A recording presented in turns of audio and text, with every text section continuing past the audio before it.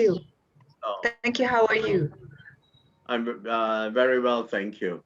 Okay, we before we start on today's session, I will just talk a bit about the assignment because evidently the secretariat said that there were a number of participants who have asked about the assignment, about the reflective paper um, in particular. So the question was, how do we write a reflective paper? Now, I would suggest that you go to the link that I have provided. When you go, when you read the outline for the assignments for the reflective paper, you will see a link there that will give you some tips as to how you can approach this to write a critical reflective paper. Now, yesterday, Jenny Murphy, in fact, touched a bit about this. She suggested, if you recall, that just jot down some ideas that you might have, your reflections of what she had presented to you yesterday, and that can, in fact, become the can become very much like the basis for the day. And every day after you listen to the session, so then think about what are the key lessons that you've got. What are the key sorts of tips that you have picked up from the session? What are some of the questions that you might have? And just jot them down. And then as you go through the days, this will be kind of incremental.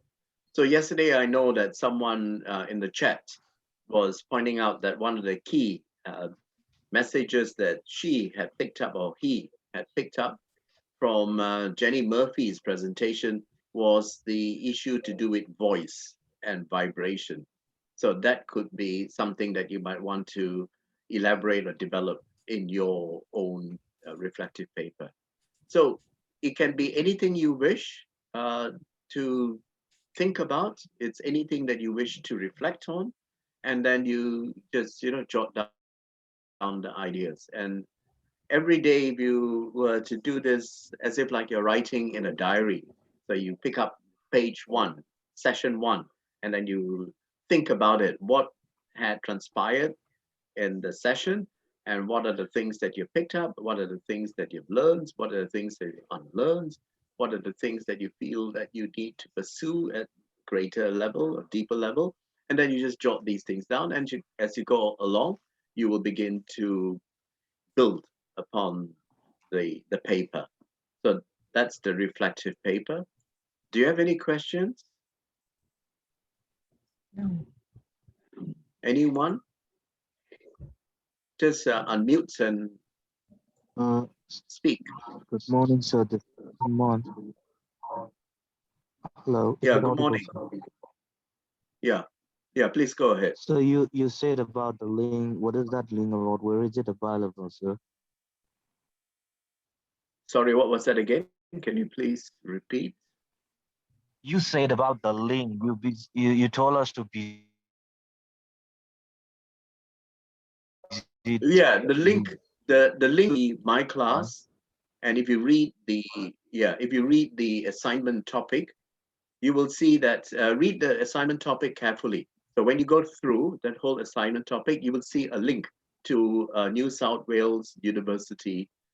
Um, it's a link to how to write a reflective paper. So it's just a very short outline as providing you with the tips that you might need, or the tips that will help you to think reflectively.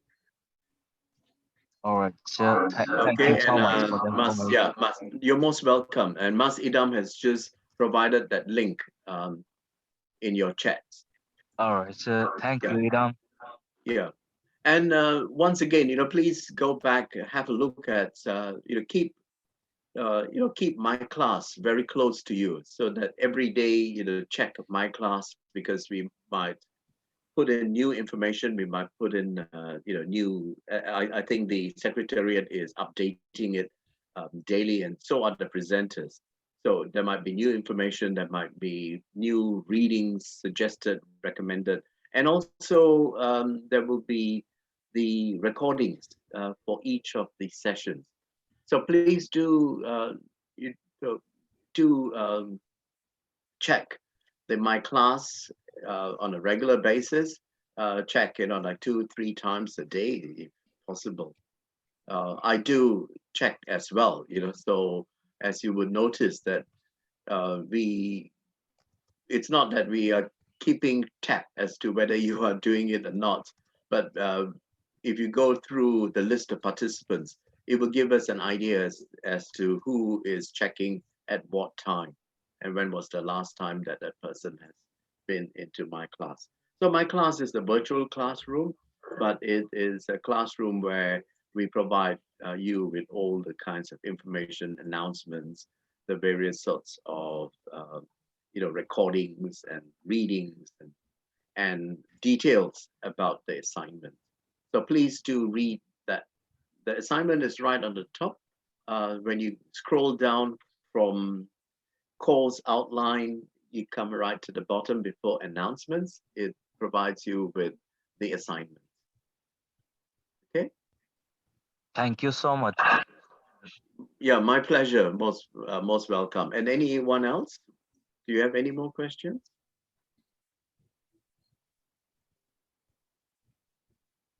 Okay, if we don't have any more questions, now it gives me great pleasure to introduce a very close friend of mine, Michalis Michael.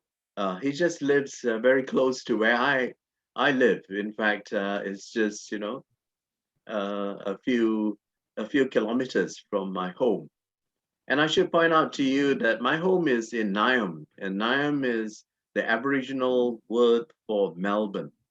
And I live in a suburb called Bandura, and Bandura is Aboriginal for plain or flat land with kangaroos. And yes, I live amongst kangaroos, and there are lots of kangaroos. Sometimes they just hop past my home. So Bandura is this important Aboriginal place where there are kangaroos to be had, but it is also the Aboriginal name for Melbourne is Naam. Naam. And Michalis Michael is someone who I've known for quite a number of years, but I got to know him a lot better when I was, in many ways, like helicoptered from my anthropology position as a professor of anthropology, and the university decided to appoint me as the Center for Dialogue. And when I got to the Center for Dialogue, I realized how little I know about dialogue. In fact, I knew very little, and I felt very much like an outsider because I had to read up about dialogue. I had to, in fact, turn to Michalis all the time because he was the deputy director and I was the director. And every time I would turn to Michalis, and he would explain to me in his most patient way. And in the process, he learned a lot about being Malaysian or being Indian. And in the process, I learned a lot about being Greek. So we have formed this friendship. But today, we'll put our friendship aside. And in fact, we will talk about dialogue because over the years, as I said, I learned a lot about dialogue from Michalis. And Michalis, in fact, invited me to co-author this book with him. And all I have contributed so far is the title of the book. And I felt very much that Michalis can write this book very much on his own. So the book is entitled The Art and Craft of Dialogue. And before taking any more time out of this, what will be a very interesting presentation and all you need to know about dialogue, the art, as well as the craft of dialogue, I now like to invite Michalis Michael, or Michalis Michael. Thank you, Alvin. Now, it's always cathartic to start with a confession, almost. I was hesitant of doing this for a number of purely self-regarding reasons. The truth be known, I largely agreed as a favor to my dear friend Albert Gomez, and I'm sure I won't regret it. Now, of course, I exaggerate somewhat in order to make a point, for dramatic effect. Honesty, truthfulness, real openness, candor, sincerity are considered all hallmarks of dialogue. It's what we expect from dialogue. It's a good word. Its frequent prolific use and misuse has seen those who value, study, and practice dialogue place qualifiers in front of it, such as genuine dialogue, deep dialogue, true dialogue, authentic dialogue. Anyway, you get the drift. Yesterday, I typed in the word dialogue in Google News and got 73,900,000 results in 0.22 seconds. Now, of course, that's not indicative of where dialogue, the word dialogue is placed. Of course, my honesty can also be an indiscretion. It could be self-indulgent, arrogant, even disrespectful. It depends in which cultural and social political context you project it. Now, confession is followed by an admission. Already my friend Albert has revealed that I'm in the midst of writing a book titled The Art and Craft of Dialogue. Palgrave Macmillan publishers, and I better make a note of acknowledging the title idea to Albert. So I'm suffering for what is called data overflow, too much information. But has allowed me to refine and focus my material. So in that respect, there might be a benefit from it. Now, after confession and admission follows an apology. First, the technical glitches, if there's any forthcoming. This is the first time I'm sharing in Zoom, so it's the new normal. Also, in terms of the material of the presentation, if it comes across a bit Nietzschean, meaning disjointed or fragmented, bear with me because there's a method to the madness. It reflects the subject matter. Now, but let's become more methodical and disciplined. And you can see the outline, the program for today. I've pre-circulated, and I hope people have been able to see it. Now, the first session is what we can call is the theoretical component. We're going to explore some ideas and concepts. Sorry, Michalis, I think you need to reshare the screen again. Have I? Okay. All right, let me see. How do I do that? The green button, the share screen. Can you do it one more time, just the same as you did before? Yeah, let me see. Oh, here we are. Okay. Is that better? Yeah. Back? Yes, perfect. Good. Thank All you. right, people can see screen number 2 program. Now, first session, very quickly, the theoretical, the conceptual. We'll be exploring some ideas and concepts, especially from a conflict, transformation, peace-making, peace-building perspective, which after all is the overarching theme of this experience. The second session, we're going to go into the practice of dialogue, a more utilitarian treatment of the dialogical moment, as I like to call it, and drawing on our experience of the Center for Dialogue.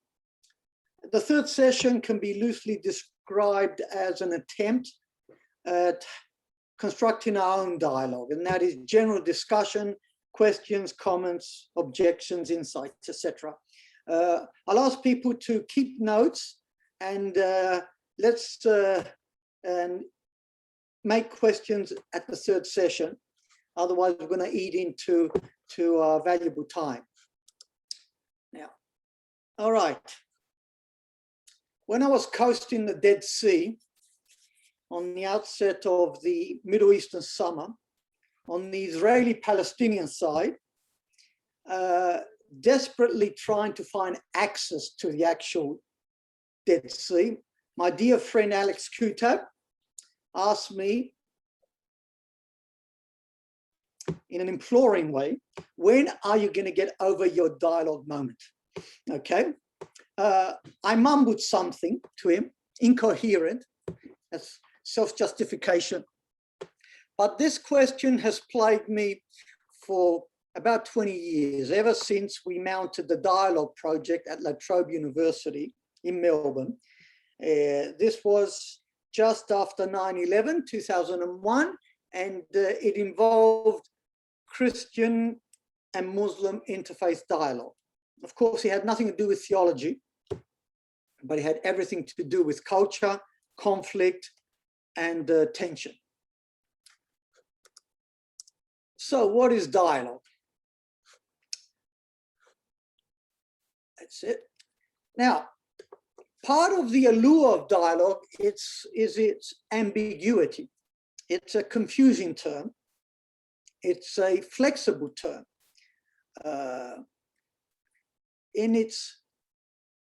I've got a sort of a succinct definition here. People can see it. Basically, dialogue is about bringing together two or more conflicting, differing, competitive, rival, opposing ideas, situations, beliefs, behaviors, attitudes. Now, by individuals and groups, I put that in grey and in parenthesis because there are many who believe that dialogue is not restricted to our species, that dialogue can be had also with other species, the animal world, but also with the natural world and even the cosmos. So this is a very interesting area that we need to bear in mind, is whether dialogue is exclusive anthropocentric or whether dialogue is, we can find dialogue in other non-sapient places. Now, let's see, yeah. Now, for over 2 decades of my dialogic moment, so to speak, I have been frequently frustrated by the need to comprehend in an articulate way dialogue as a philosophy, as a practice, as a theory, as a method, as a state of mind, plagued by doubts of dialogue's durability and effectiveness and relevance. I've often found refuge in what I consider to be the fundamental underpinning principles of dialogue, and that is truth, freedom, and respect. Now, you could substitute or add understanding, but I think that it's implied in the grouping of these three notions. Okay. Now, I was in the middle of my dialogical activity at the invite of the Damascus University in 2009, when it suddenly dawned on me that maybe I was mistaking conflict resolution for dialogue and vice versa. Why not quite the conversion on the road to Damascus? The event held a salutary coincidence due to the due meaning conferred by the word hearing, the Greek word agour. Now, this is in reference to St. Paul's traveling companions, that hearing the voice of Jesus, for those who know the Bible. Now, the Greek word of agour, which incidentally, of course, is what the text was written in Greek, besides the meaning of hearing, it also means understanding. Now, this is very important. It's important in two respects. One is because words in different languages, especially in the original languages, don't necessarily translate into English or into our primary language. And sometimes we need to go deeper into the etymological meaning of the word to get that root meaning. Okay. Now, as you can see from the quotes, now there's a, let's see, there they are, and there's more from some very interesting characters. All the quotes, I think there's 5 of them, they all allude to a fusion of conflict resolution with dialogue in a peacekeeping or peacemaking sort of a way. It's underscored by its healing capacities. Even at a preliminary glance, it's noticeable that the emerging conflict resolution with dialogue, and that it's riddled with several deficiencies. And why they say they share common characteristics, that is conflict resolution or conflict transformation for that matter. Of course, there is a difference, and I believe that you may have discussed that yesterday. They are both descriptive and prescriptive. They're both analytical and normative. They are academic and pedagogical, educational, and they operate at multi and interconnective spectrum of discourse. They involve research and engagement, and they find themselves at the crust of theory, research, and practice. Now, this is very important. Theory, research, and practice. And we'll come back to praxis a bit later. Now, another distinction that I want to point out about conflict resolution and dialogue is that the elusiveness of both discourse, that they require unpacking. Separately, the concepts of conflict and its derivative resolution and dialogue. Now, overwhelmed by a conflict resolution approach, while dialogue and conflict resolution are interconnected, they are not synonymous. We need to bear that in mind. They are not the same. They have different origins, purposes, and demeanors. The challenge is to ascertain how, when, and where dialogue and conflict resolution interconnect. From this, we come out with a common problem and challenge, and that is that both dialogue and conflict transformation, I've changed it a bit, are hard to quantify in terms of outcomes. While in the dialogical discourse, that is in dialogue, its teleological demeanor, that is focusing on the result or the outcome, is consequential to its procedural disposition. The science of politics demands solutions, outcomes, and results. Now, this is one of the challenges that I found, at least at the Center for Dialogue, when we undertook projects of community engagement or policy development, that those supporting these projects, that is those who gave us the money, the grant donors, they had expectations. They had expectations that you do something and that you produce something. That is, there are some outcomes, some deliverables, I used to call it. Now, this presented a problem for us because this was not the purpose of the dialogical experience and approach. It wasn't about starting from A, going to B, and ending up with C. It wasn't about us controlling the process. The process had to be free-fall. It could derive at an outcome, it cannot. Now, when you're pressured to deliver an outcome, even subconsciously, you see yourself as a researcher or a scholar practitioner, I love that term, somehow forced into a direction and a course that's counterintuitive to the dialogical method. Now, the institutionalization of conflict resolution, there is always a danger that it will reduce dialogue to another instrument of in the facilitation toolbox that includes mediation, prevention, negotiation, conciliation, intervention, and arbitration.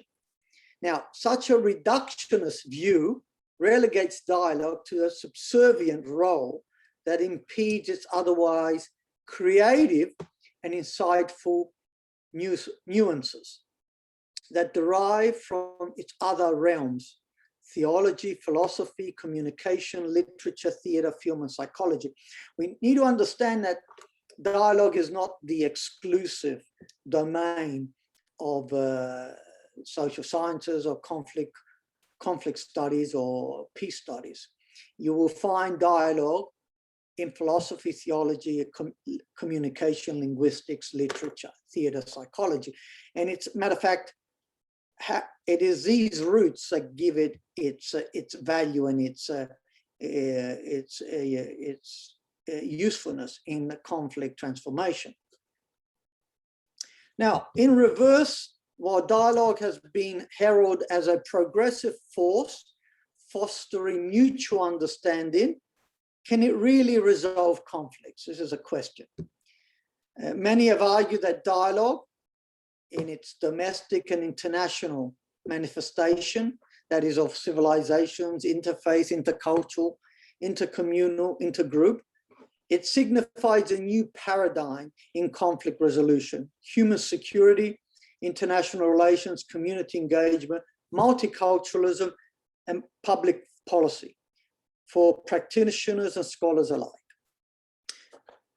Now, does that elation, as displayed by our quotes, match the political performance of dialogue when deployed into a concrete conflictual setting? Obviously, this raises a further pertinent question of quantifying dialogue's success and failure. Now, in this session, I want to locate dialogue within the conflict resolution discourse and reflect on how theory, research, and practice has both informed and been informed by the dialogical inclination.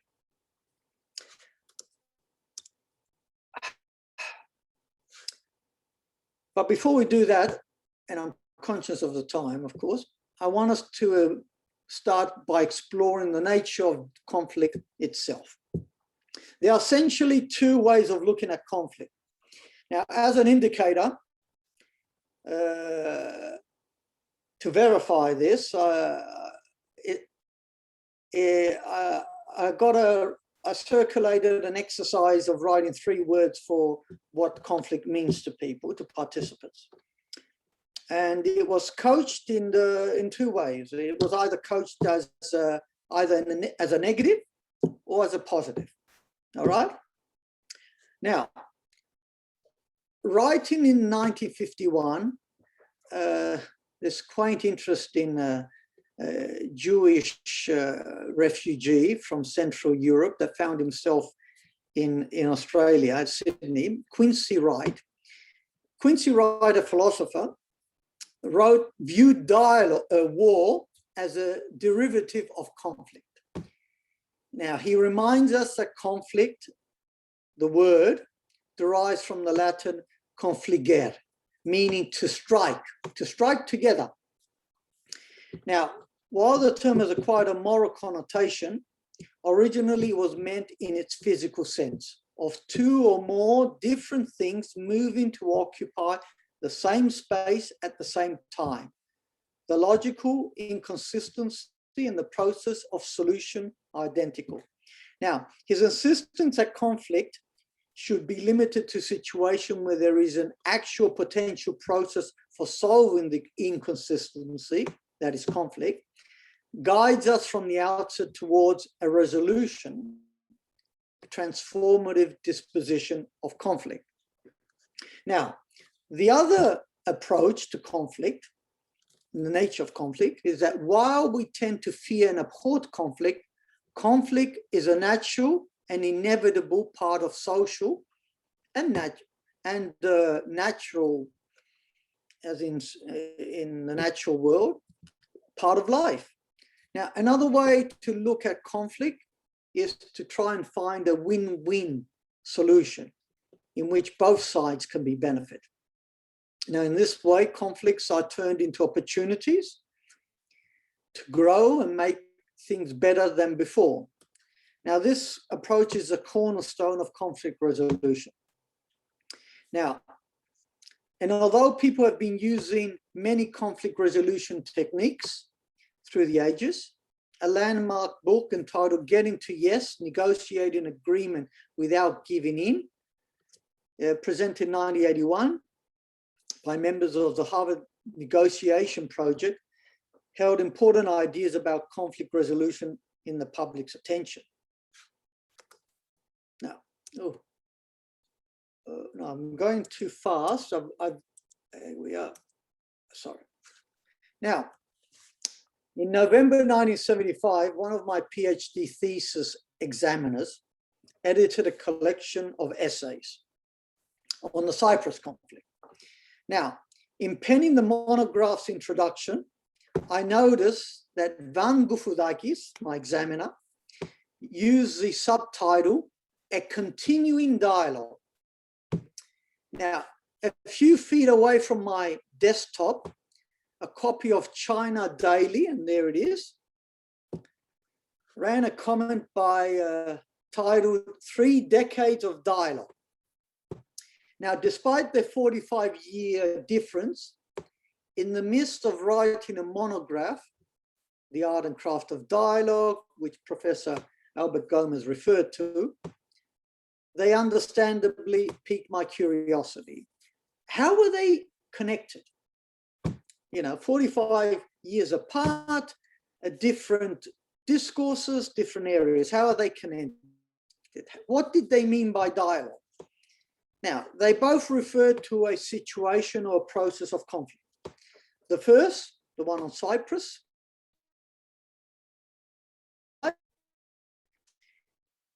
implying a negative continuum over 25 years that has brought untold misery to the people of the island of Cyprus.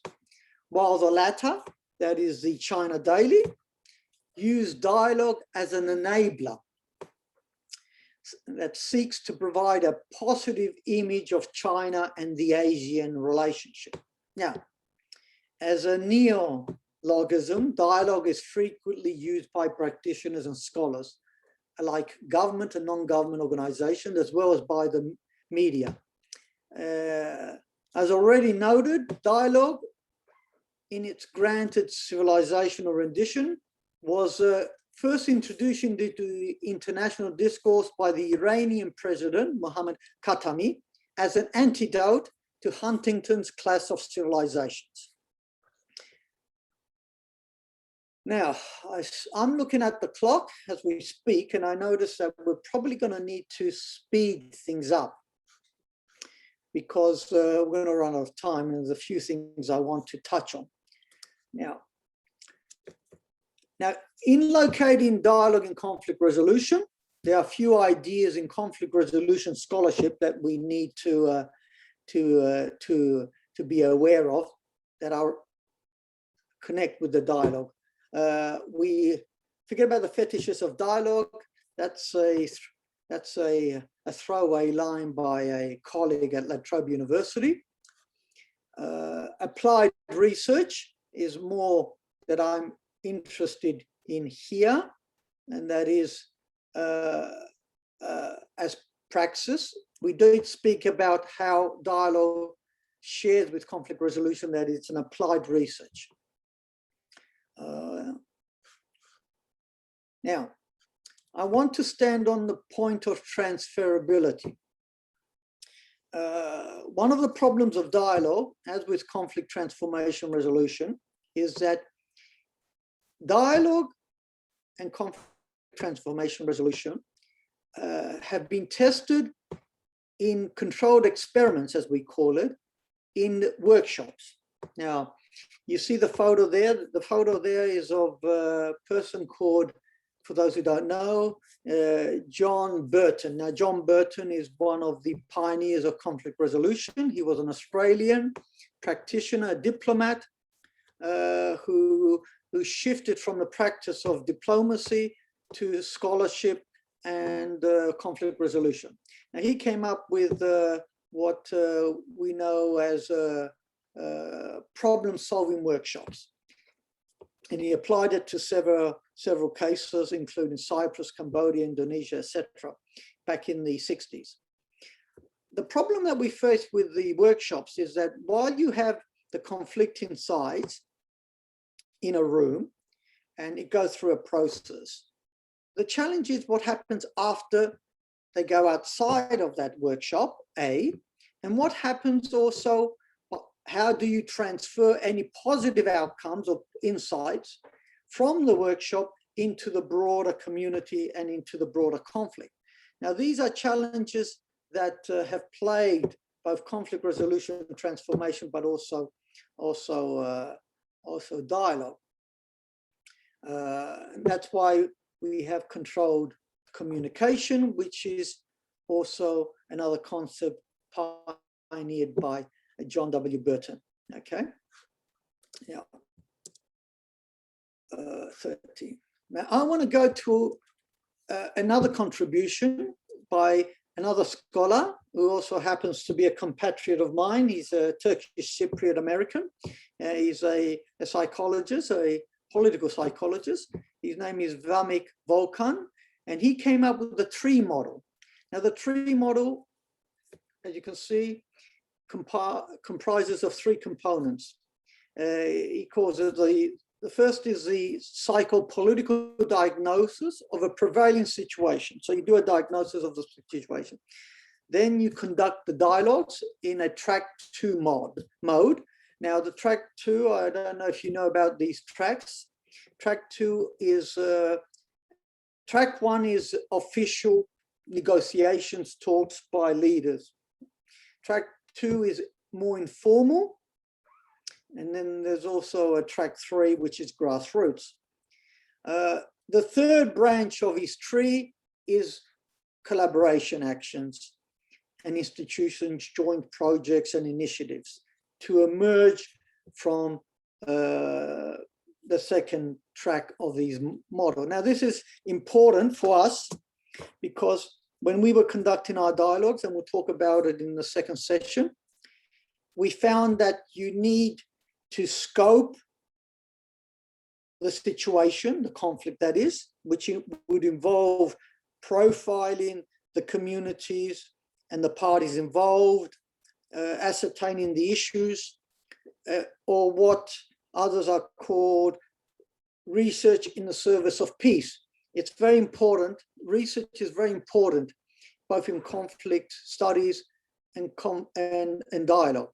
So we need the research and diagnosis. So he's a clinical psychiatrist. Obviously, there's a lot of medical terms that find themselves in this discourse.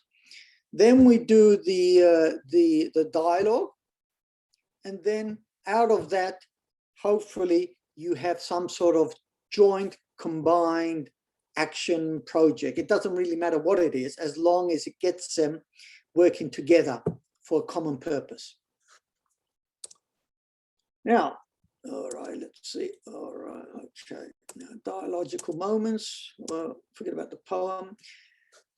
15. Now, these are some of the key thinkers of contemporary dialogue.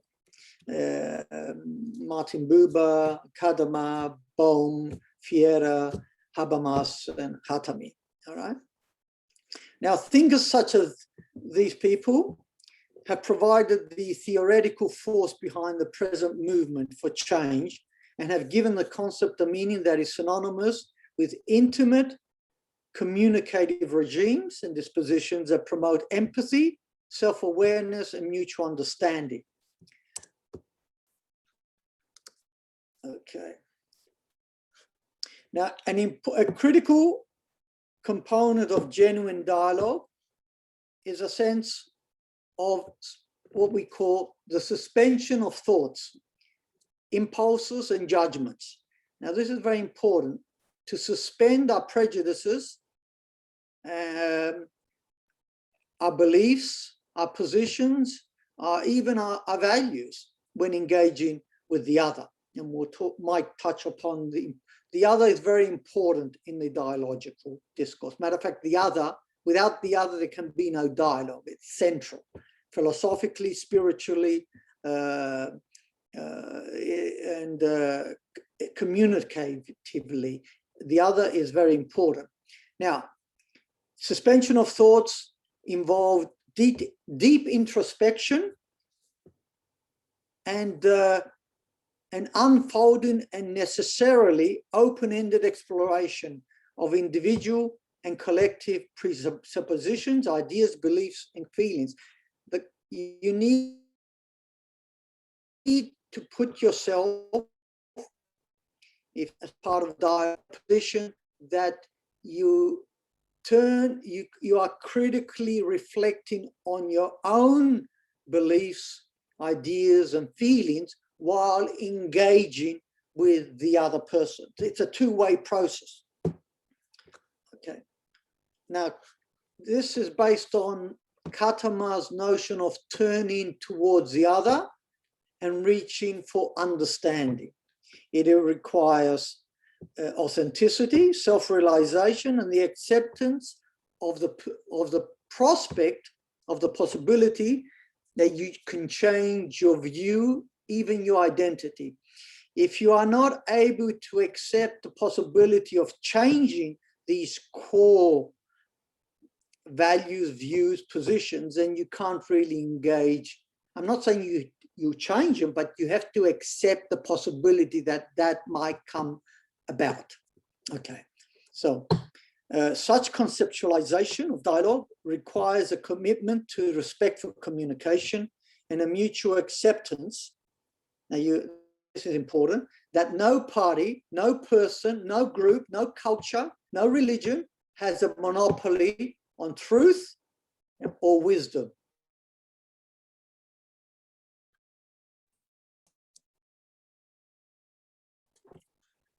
Now, most importantly, dialogue's primary purpose is about learning, not teaching.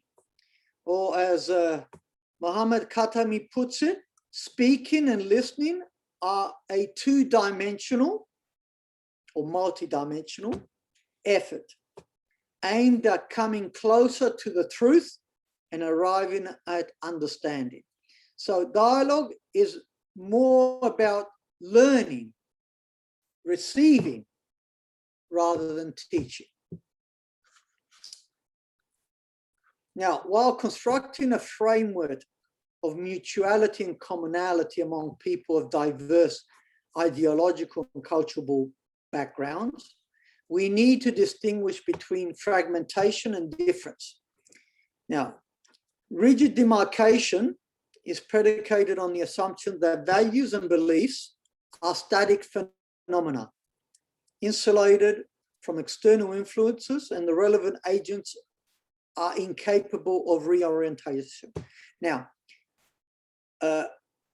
we often fall into the trap of believing that values and beliefs are static phenomena, that they're set in stone, that they're internal, and they are not capable of change. That is not true. If we can't accept that values, even beliefs, are capable of change, how can we have progress, and how can we have a commonality in reaching out? Now, it should not be a surprise to us that dialogical discourse difference is not only central, it is also synonymous with diversity and plurality. Now, difference is very important. Difference is more important than commonality, really. It should be valued as such and not seen as a negative. Okay. Now, although there is a growing understanding of the theory of dialogue, and indeed the urgent need for dialogue between cultures and faiths, the effective application of these principles is often unclear and even contested. It is nevertheless possible to identify a set of dialogical principles which lend themselves to practical application. And we will see those principles in the second session.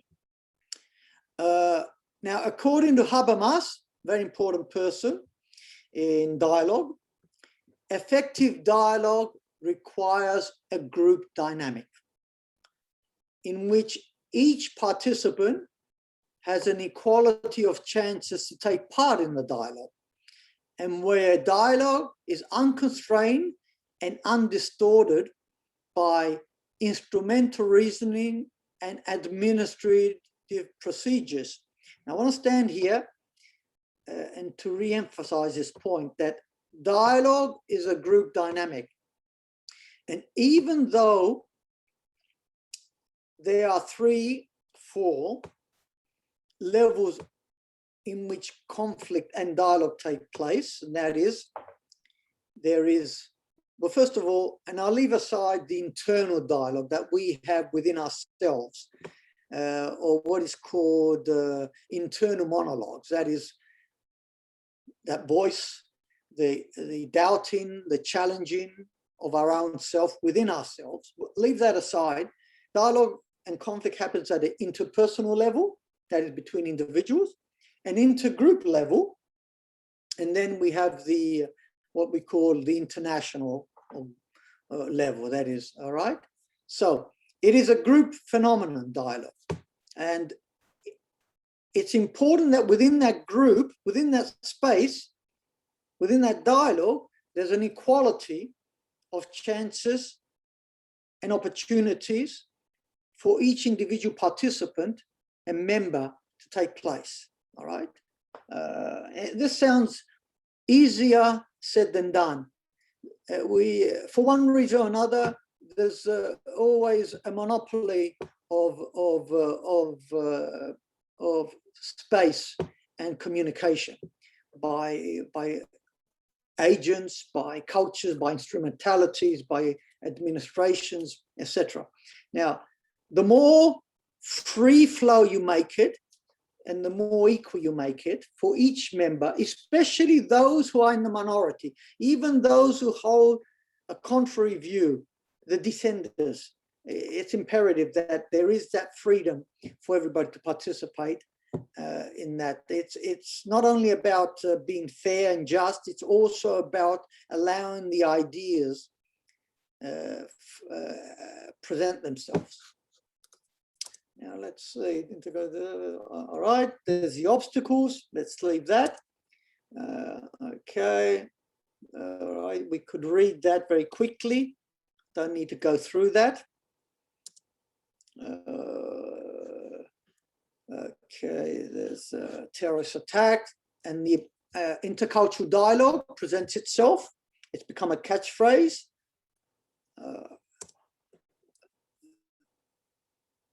The practice, all right, we'll leave that. How can dialogue be? All right.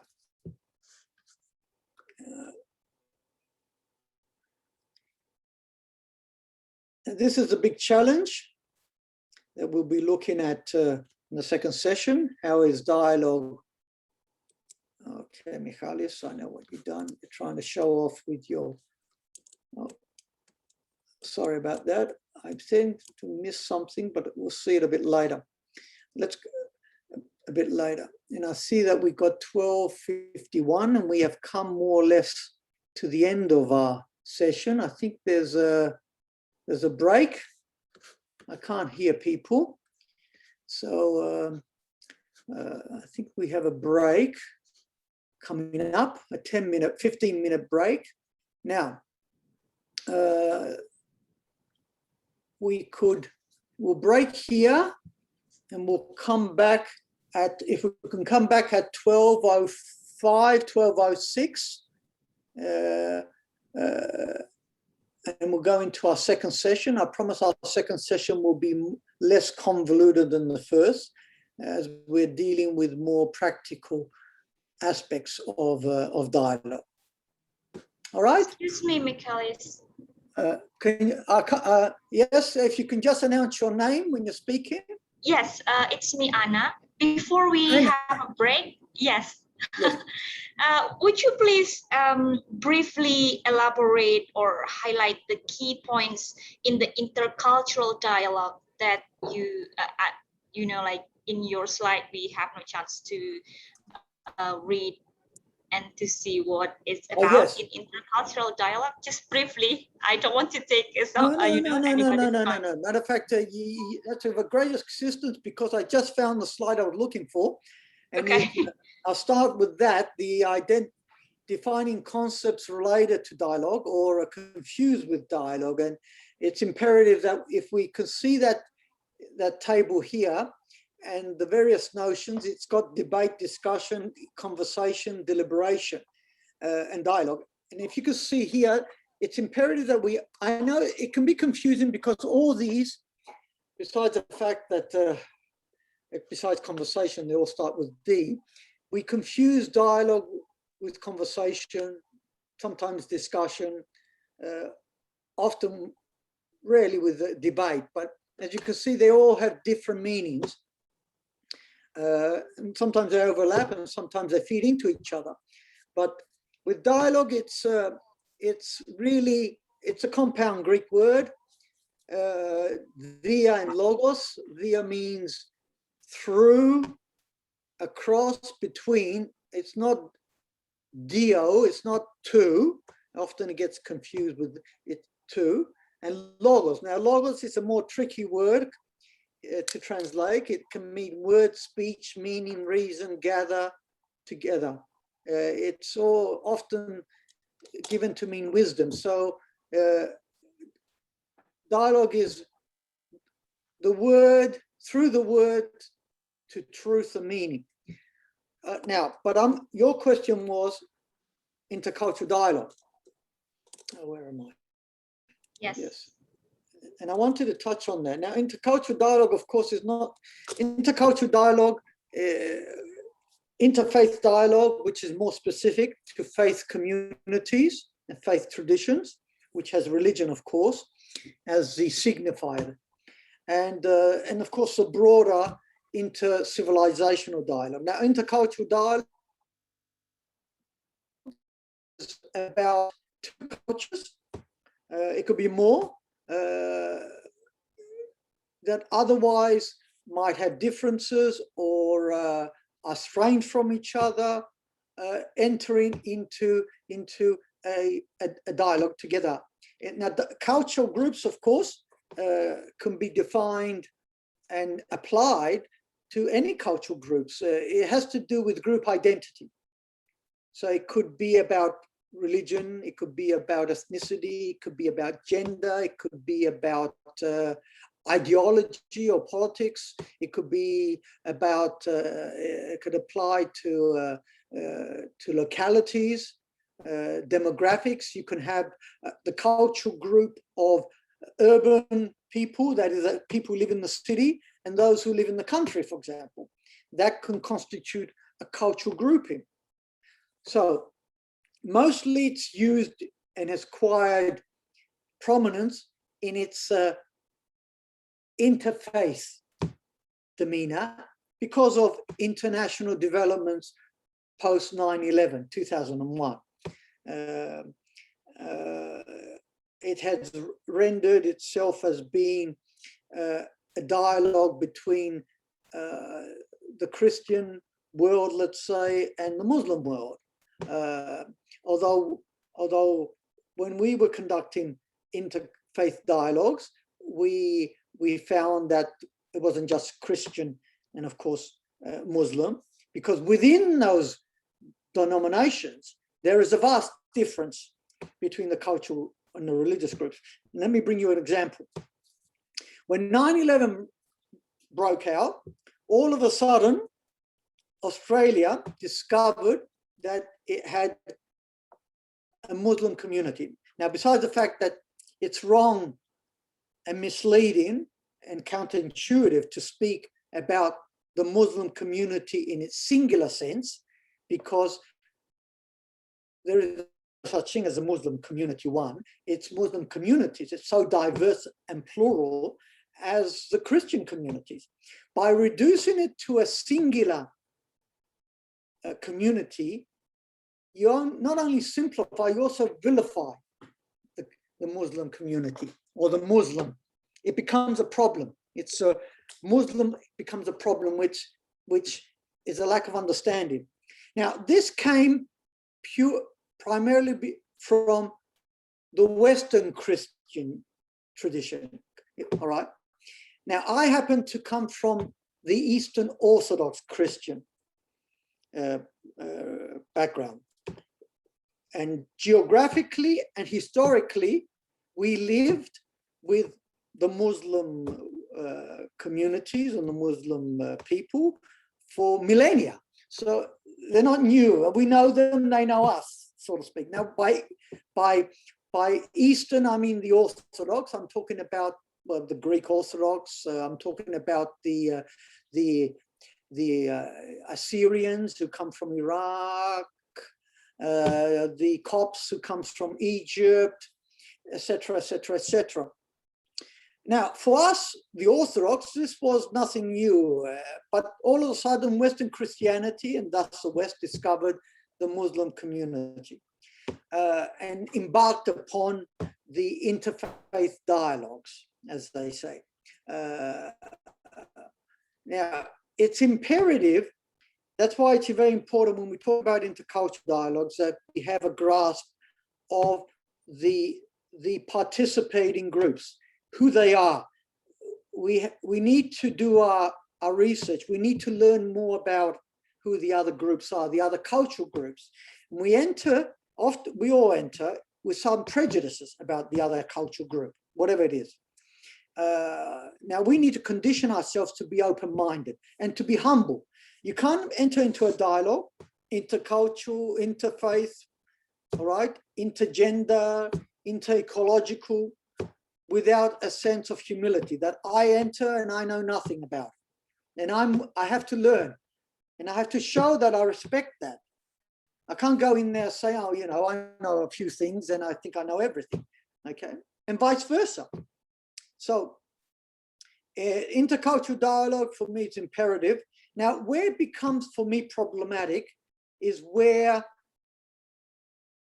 intercultural dialogue translates into the cold, real world, the political world outside, where you have to deal with interests, with power, with privilege, with resources. I don't know, Anna, if that gives you an answer. Thank you for addressing my questions.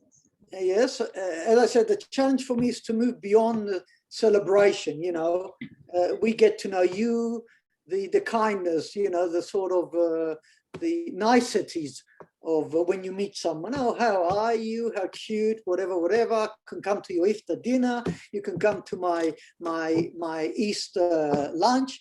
And that's all nice. You know, we try our food, we're accustomed, but that's the challenge is for interfaith dialogue now and intercultural to move beyond that and to move into the real problems that faces our societies, I suppose.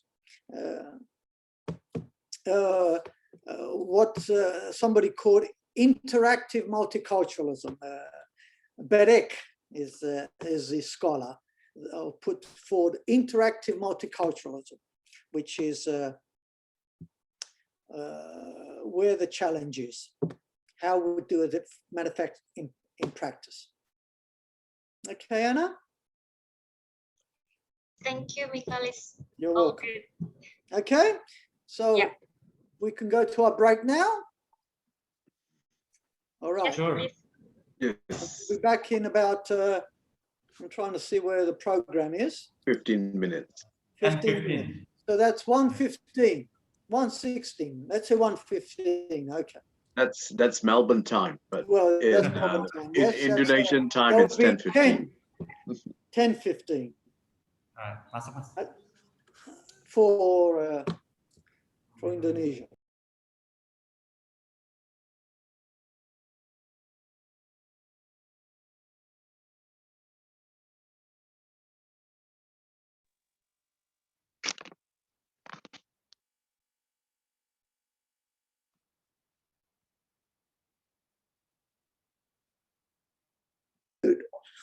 Can people hear me?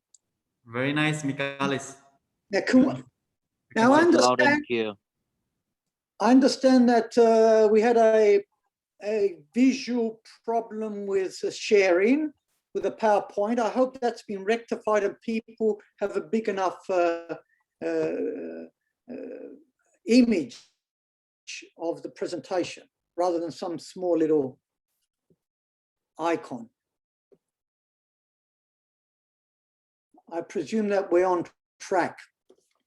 Now, just procedurally, please raise all the issues and very good points that have been raised in the chat room about the presentation, about the issues, the omissions, and the problems, because they're all pertinent. Understand that, yes, a lot of the theorists, unfortunately, because of the chronology, have been men, and there is one of the issues in dialogue is that this is about men's business, that the women and the gender perspective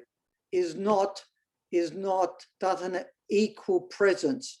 Now this became an issue in real terms, in terms of our community dialogues here in Melbourne and elsewhere, and it's an issue that in a chapter that needs to be discussed, and to be discussed in a way of why is this the case, and what other or additional alternative interventions could be done to address this imbalance. Now, I'm starting off with two quotes. I think that's, yep, here we are. And I don't have any notes, so I'll be going with you. When in Melbourne, as I said, the Central Dialogues, we conducted a series of community dialogues. There were really dialogues about diasporas in conflict and diasporas in dialogues. We were in a unique place in Melbourne to be a very multicultural, multi-ethnic society. So every community, every religious group that exists in the world has a presence here. Not just a presence, they have their own structures, they have their own system, their own space.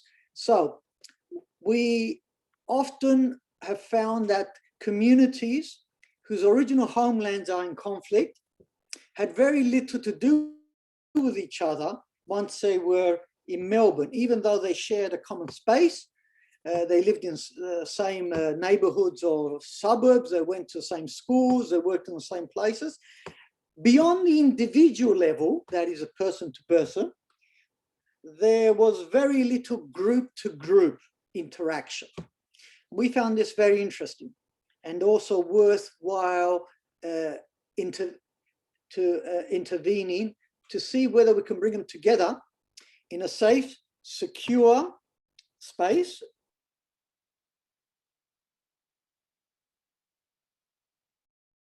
That item. Now, one of them, of course, one of the divided communities was the Sri Lankan communities. So we brought together Sinhalese and Tamils predominantly. They're the two binary big groups that are the conflict. Of course, there are Burghers and also Muslims, but the big groups that define the conflict were the Tamils and the Sinhalese. And unlike the homeland, where the Sinhalese are the majority numerically and politically, and Tamils are minority, here there is a parity in terms of presence. In one of them, you have this quote, "Who are we kidding? Let's call a spade a spade. They are terrorists or monsters." This was a very an accusation that was made, and always to avoid this sort of attack, because it wasn't made to an individual, although he had an individual in mind. We thought that let that be aired in order to trigger the response and see how they could go through it and how they can unpack it. And matter of fact, what is for one person a terrorist, another is a freedom fighter. Now I'm trying to see whether I can go to the second slide. All right, here we are.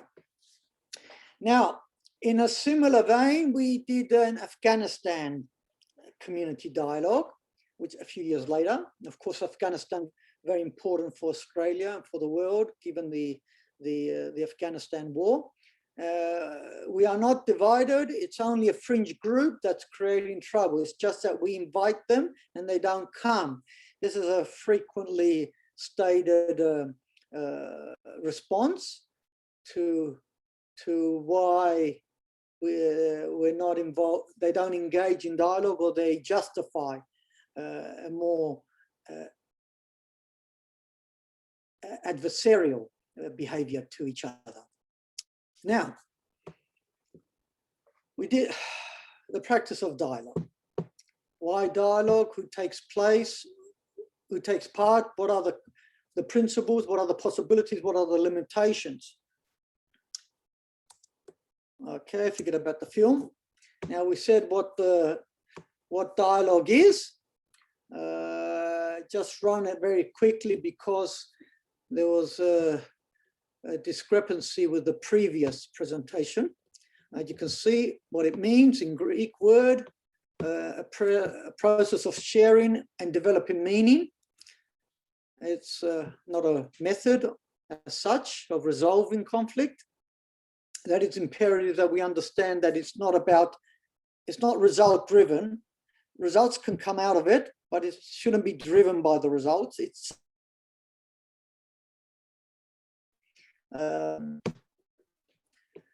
one of the our guidelines as facilitators, let's say, of mounting these dialogues, these community dialogues, that we used to say to each side.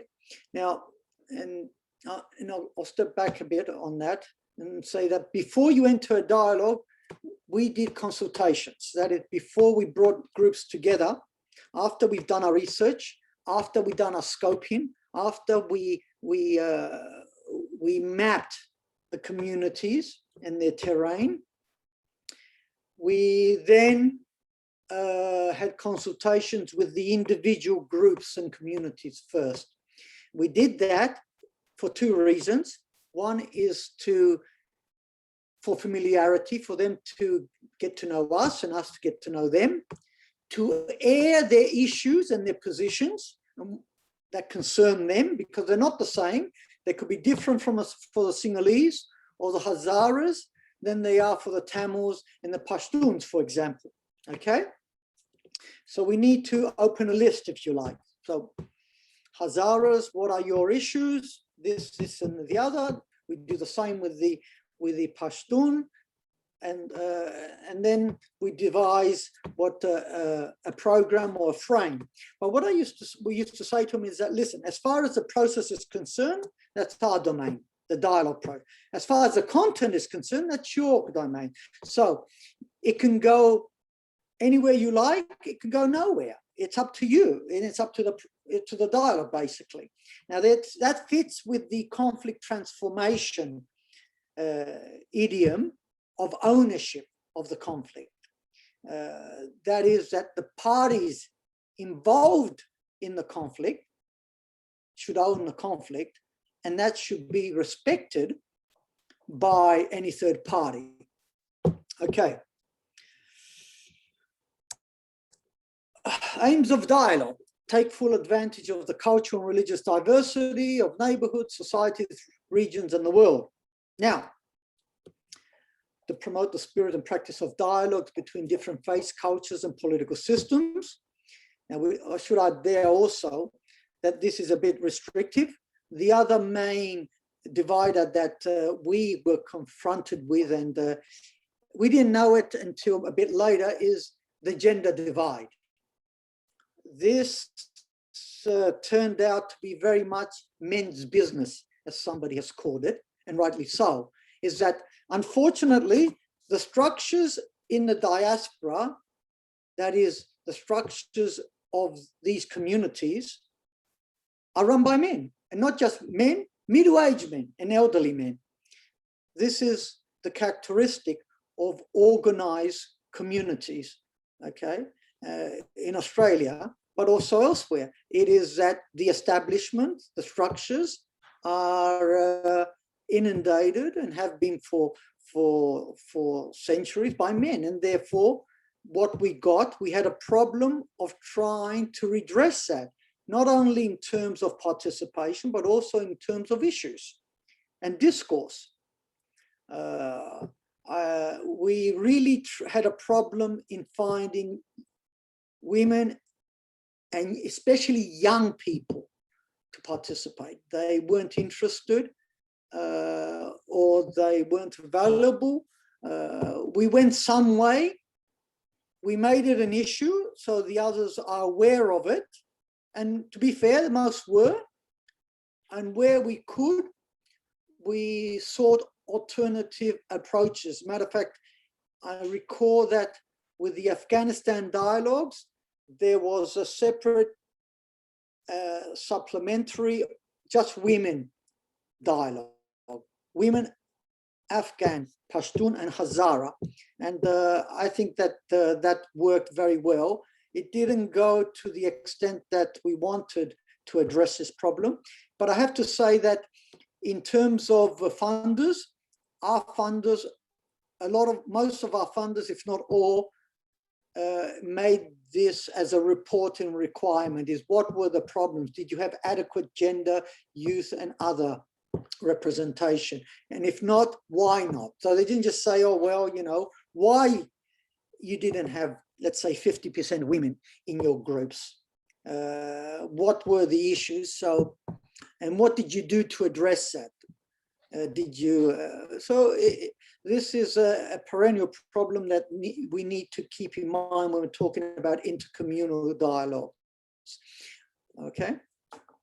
Now, key principles of dialogue. I've mentioned it in the first session. All right. Search for truth, imperative. Listening as well as speaking. Khatami put it very, very eloquently, that it's more important to listen than to speak. It is a journey. Dialogue is a journey to discover the other, whoever the other is, but also to discover yourself in the process. It's a sort of a double mirror effect. That is, you look into the mirror and there's a mirror behind you and there's all this reflectiveness. Or looking into the river is the analogy that's been used by the Buddhist, is that you look into the river and the river looks back at you, etc. So it's that sort of reflective process that it's a journey, because the river also travels. It's not static. The water is different, but it is the same. Now, let's see, I've got a problem here trying to go back.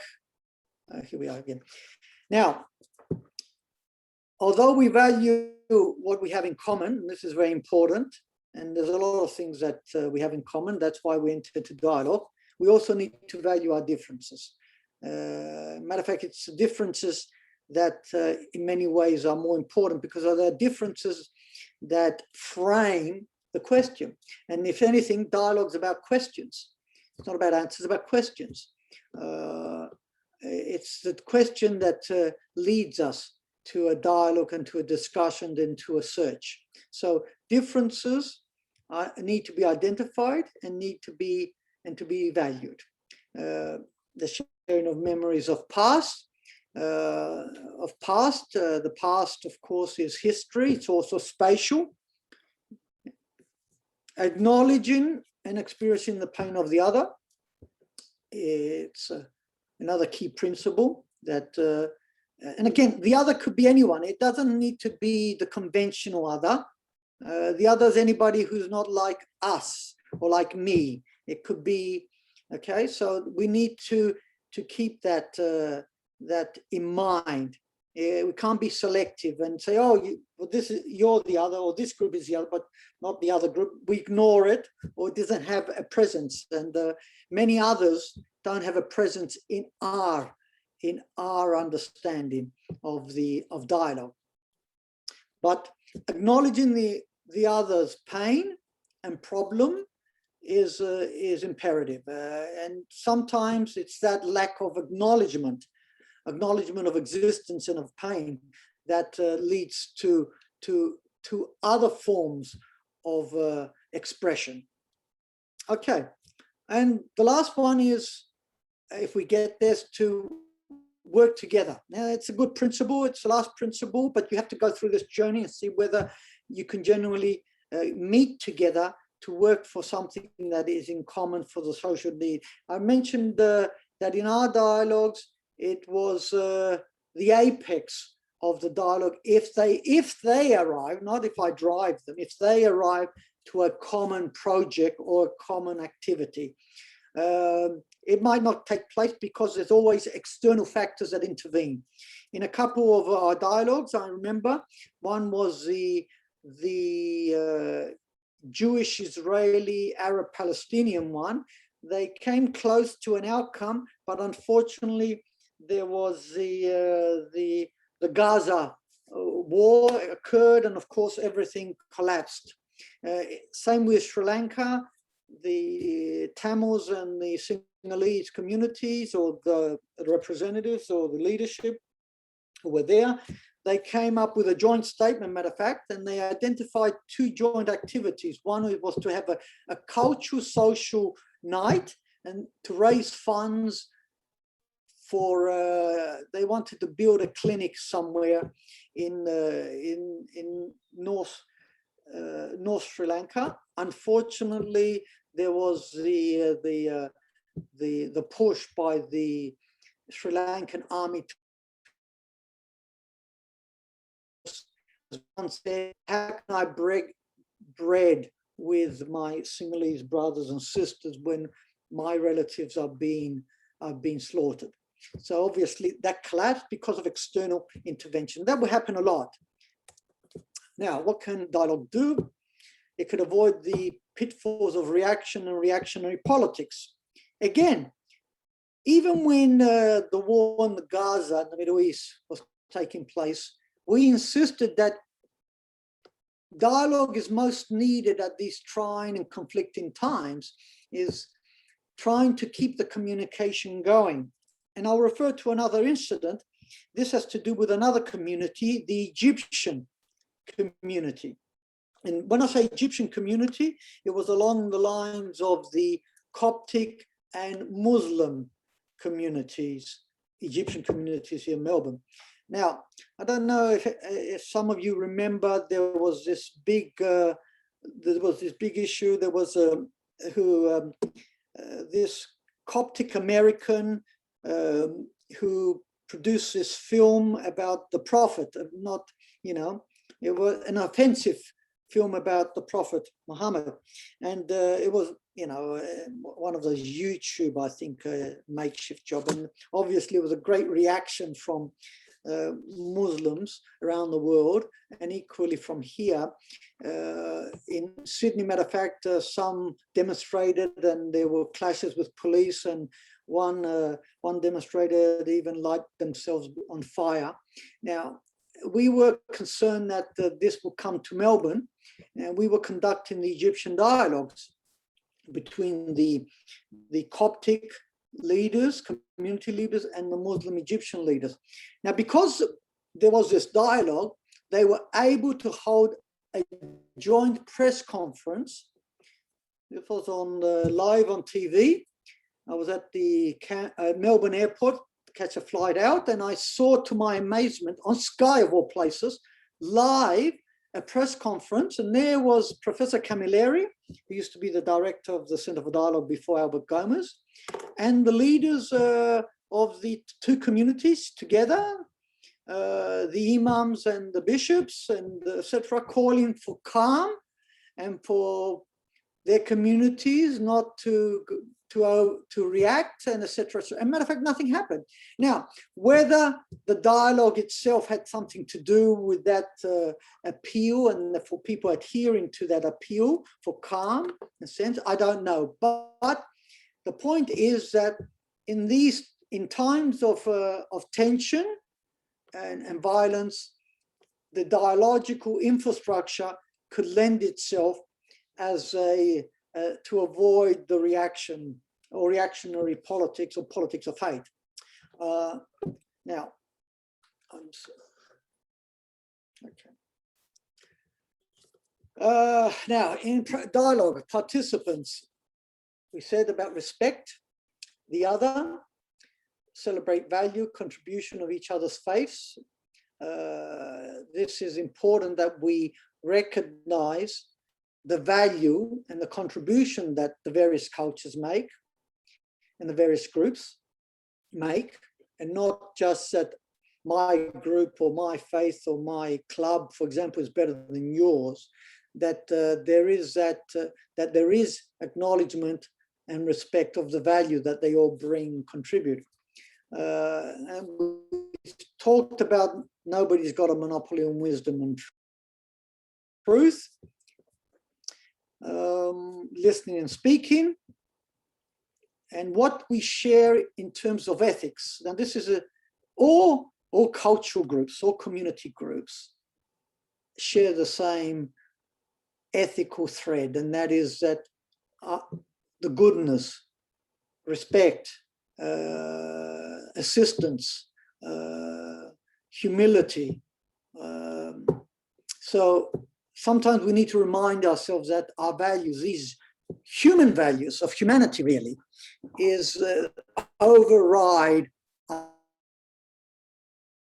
differences and our prejudices. Difference is a source of enrichment,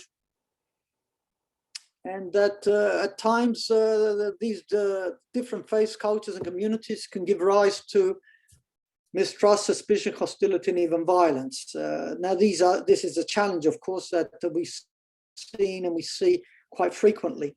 Now, I want to stand at empathizing.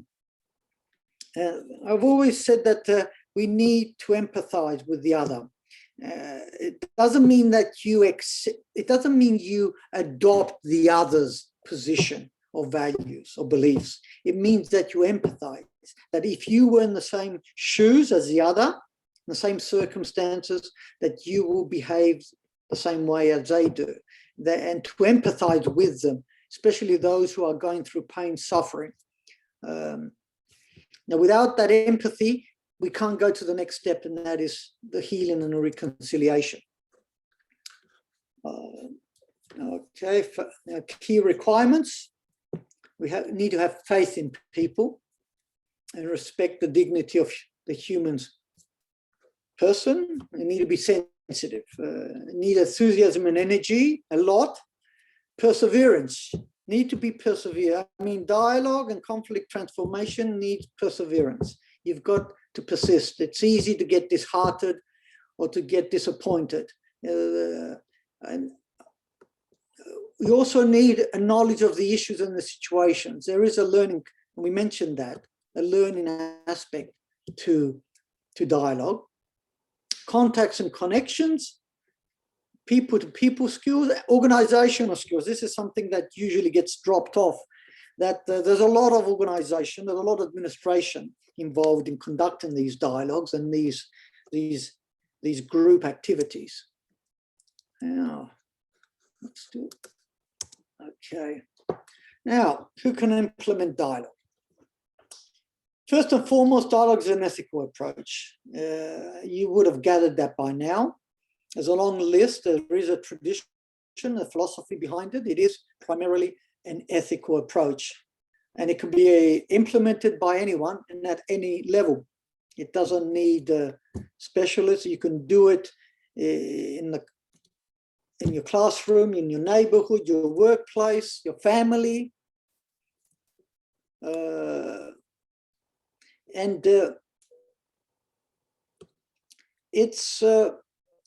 Dialogue could be very rewarding if sustainable. Another challenge to dialogue is sustainability. Once people, because it's very time consuming, it demands energy, it demands resources, it demands time from people, and people are busy, people have moved on. Yes, in our interventions, I found that once we've done the dialogues and we left them, the concern is that are the communities or the individuals, are they willing, capable to continue without us as facilitators, and as facilitators, you know, we had the resources, we had the staff, we got money, we had backers to continue to ring them, to arrange things, to book things. Now, would they be able or willing or, to continue that without, once we pull out as a third party? We found that in a lot of cases, it didn't happen. At best, the personal contacts that they made and friendships with each other linger on, and therefore, once they withdraw back to their world and to the community, the real world, that when something happened, they were capable of reaching out to each other and a back channel communication to derive at something.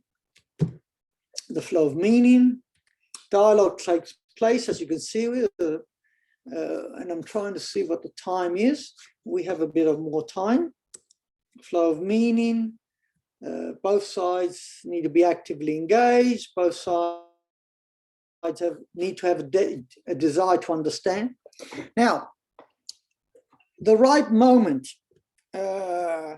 Another challenge is whether both sides are willing to engage in dialogue. There is also another factor to this that's common to conflict transformation and conflict resolution, and that is called the asymmetry dialogue. That is when you're dealing with, not all sides are equal in the sense of resources, power, but also causes. The most famous of them, of course, has been our attempt to bring Israelis and Palestinians together, you know, here in Australia, but also elsewhere, and that the Palestinians claim that no, the normalization of relations is a political act, and that this normalization favors the occupier, which in this case was Israel for them, and disadvantage the Palestinians, who are the minority or the weaker party and the disenfranchised party.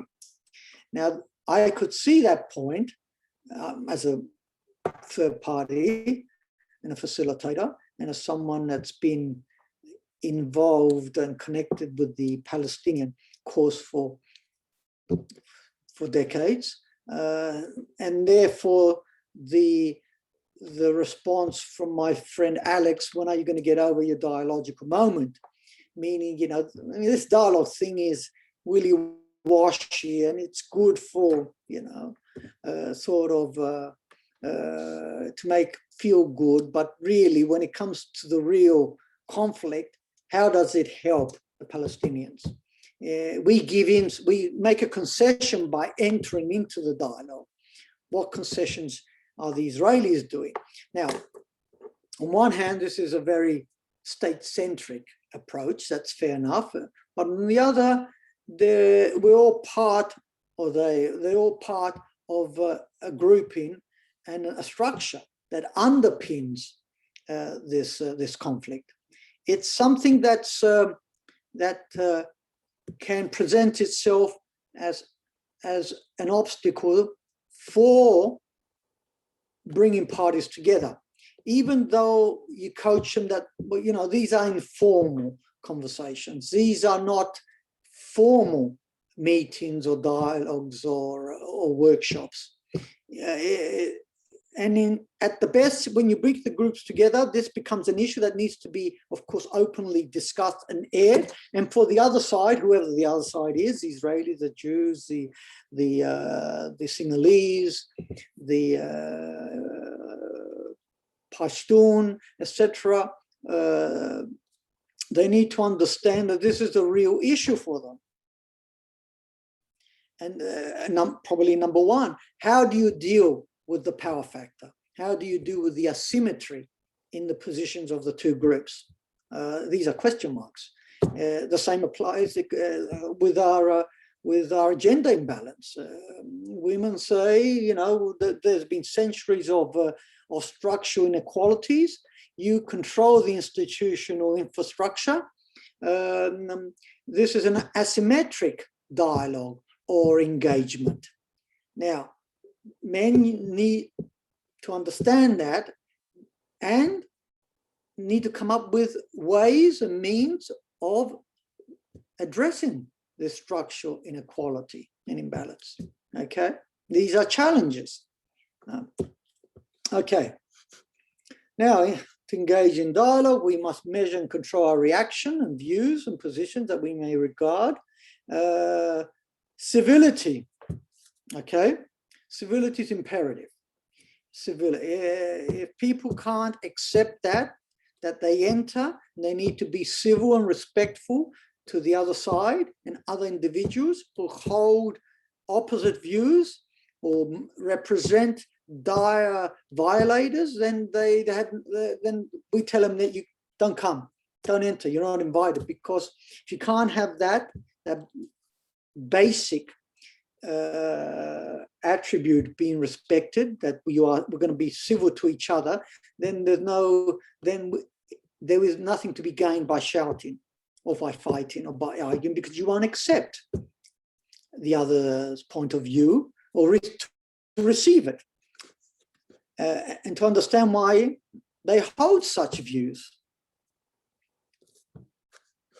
And it's all there. All right, we can implement dialogue. We said that. Okay.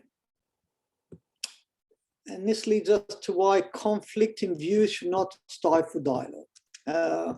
Now, it's easier said than done. I mean, it's easier to say that you need to accept the direst opposing view to what you hold sacred for decades, that defines your core. This is the challenge, that to be willing, genuinely and openly, to enter into a dialogue with the other, who is the dire antithesis to your core beliefs and practice. And conflicting views should not be hidden. We've touched upon that. Insincere politeness is untruthful and usually leads to misunderstanding. There's no use of going into a dialogue and have insincere politeness because it's not grounded in truthness. And we all have a persona, and we all are polite to one another. Now, I suppose what we need to do, and this is a process, we need to be aware of that and try and turn it around, or try and transform insincerity to sincerity. And we've got there the true politeness recognizes differences and seeks to clarify and understand them. Okay. All right. Avoid polarization. Again, this is clarification. Don't be offensive. Don't be defensive. Don't say, I don't mean to be rude, but you do. Once you say that the dialogue has become polarized, dialogue that ends up like a shouting match in the schoolyard. You're not being fair. Yes, I am. No, you're not. You're not willing to accept the facts, etc. You know the discourse. Now, that's not dialogue. There's no meaning flowing from this exchange. Because we're trying to score points, it becomes a political exercise. It can become advocacy. It could become campaigning. It could be lobbying, but it's not dialogue. Okay?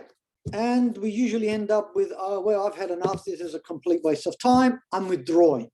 This is the last refuge of the non-dialogical. But we are human, and we all find ourselves in these pathological moments. Okay. How are we looking for time? I think we're there. 1:52. We have about 8 minutes before our next break. Any questions? The third session is a general discussion, so we can utilize the 8 minutes that we have for some questions. Anyone? I can't hear. Hi, Professor Michael. I'm Tuba Ahmed. I have a question. May I? Yeah, I can't hear you. Who is it? Tuba Ahmed. Yes, Kuba. Sir, as you mentioned that dialogues should be purposeless, like without any agenda or without any target, just for the meeting. But when we see at state level or international level, even in the organization, dialogues help to get an agenda, to achieve any target, any political or economic target. That is the basic reason to help the dialogue between two conflicted parties. Or so my question is that, isn't the purposeless dialogue or agendaless dialogue is just meeting of people and developing a relationship between people?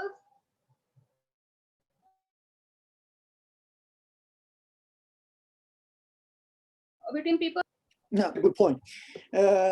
No, I mean, when I say not agenda in the sense that it has a goal in mind to be reached, that Yes, it's exactly. a solution.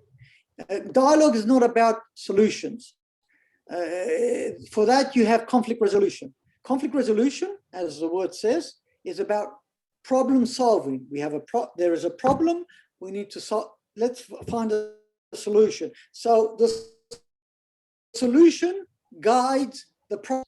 In dialogue, it's reverse. It's the process that guides any outcome. Isn't dialogue, sir, isn't dialogue is the way to get to achieve conflict resolution or resolve any conflict between two parties?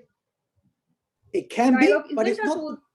No, it can be, and it's being used, but it's not its prime purpose to problem solving. Okay. Then what's its prime purpose? Its prime purpose is communication, understanding the other. Okay. It's closer to transforming the problem or the conflict. Okay. Thank you, sir. No. It's a very important point that we get confused, and we get confused especially when we try to put dialogue in practice. It's easier said in theory than in practice, because in practice, as you said, we have a dialogue because there's an issue. Usually, that's what there's a point of disputation, which again is that's not what dialogue is supposed to be about. It's about dialogue should be an everyday occurrence. It should be a state, a way that we communicate and understand each other. But in terms of intercommunal dialogues, because you're dealing with groups or intergroup dialogues, groups have their own dynamics. Groups are not just about a bunch of individuals.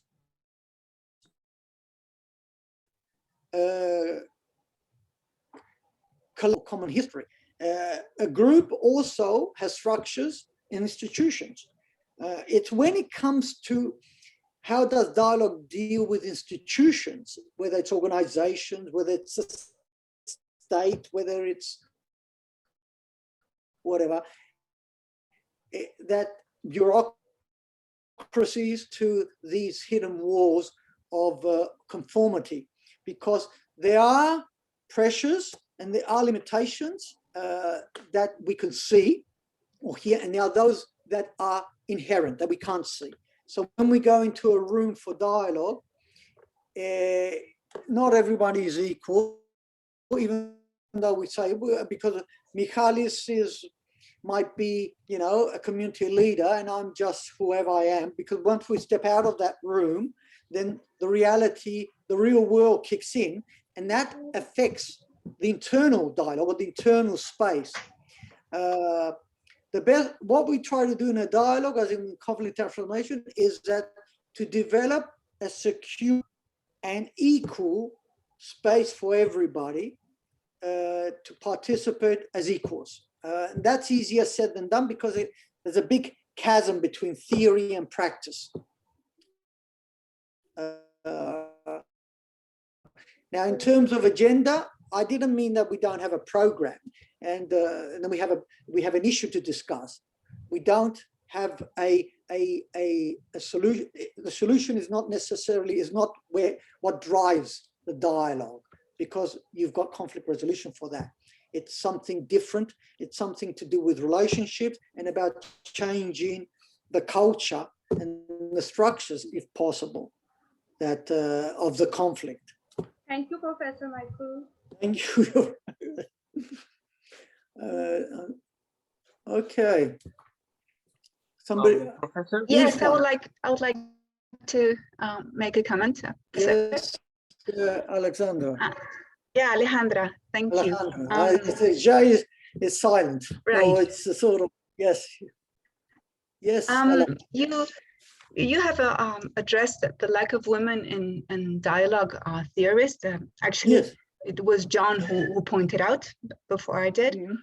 But you also were talking about the absence of women in public dialogue and the dialogue which is seen. Mm.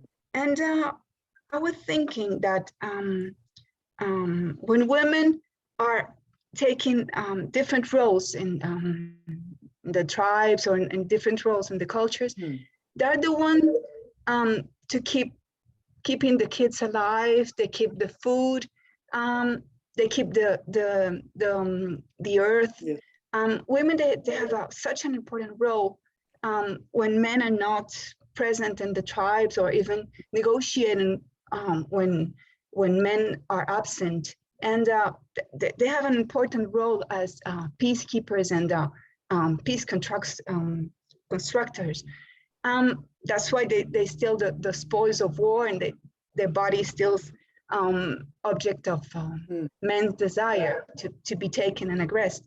So you were saying that dialogue could be held with other species, not only with human beings, and with the earth, with the ground, with the animals. Wouldn't you consider that a kind of role or a kind of dialogue, a hidden one, the one that women undertake, a hidden one, not a public one, but still a dialogue? Of course. What I pointed out is that when it comes to institutionalized dialogue or institutionalized conflict transformation, it is my experience, at least with Australia, but also elsewhere in other conflict resolution cases, it's primarily dominated by men and middle-aged men. Now, the point, and this is considered the main game, you know, this is the real game, because it has to do with power, it has to do with resources, it has to do with politics. Okay. Now, what we found is that it just trying to get try and get women, token presence into this dialogue, the institutional dialogue, wasn't it was counterintuitive. Yes, that was one aspect to redress that imbalance, which, if you ask me, the only way to redress is to have 50% women and 50% men, or even 51% women and 49%, whatever it is, but there to be parity, real parity. Okay. The other mechanism that was tried is to have a separate dialogue just for women, by women, with no men. And we discovered that the issues, the tempo and the temperament in a all-women dialogue was totally different to the other one that was the mainstream or the establishment, the institutionalized one. Now, the challenge is how to reconcile these two different processes, both not organizationally, but in terms of ideas, and bearing in mind the power factor. This is what we were concerned about. How do we to address the power imbalance in real terms? Right. And you said that you pointed out the interspecies. Now that was a question. The question is whether dialogue is exclusively the domain of Homo sapiens. There are theorists and ecologists who say, no, you can have a dialogue between ideas. You can have a dialogue between concepts or trends even. And this is fascinating. You can have a dialogue between poetry. In literature, there is, which is an interest, it's the ideas that can be transferred from one text to another without the assistance of the human agency, if you like. And this is what fascinates me. You can have a dialogue in mathematics. I mean, question mark, can you? If a dialogue is between two opposing or different ideas or forces, then why not? You don't need, humans become the agency of the dialogue rather than the force of the dialogue. What I found from the all women's dialogue of this community, and bearing in mind we're talking about a community that is in conflict, the conflict diaspora, is that yes, what were more pressing for them were issues to do with the family, with children, with everyday real domestic issues in the sense of a household. In some cases, it had to do more with land. This is another thing that fascinated me, is that the role of land, ecology, nature for those communities that come from a rural background versus those who come from a urban city background. Even if they are diasporic in the sense that they've been living in Australia for decades, the fact that their identity was formed because of their village or they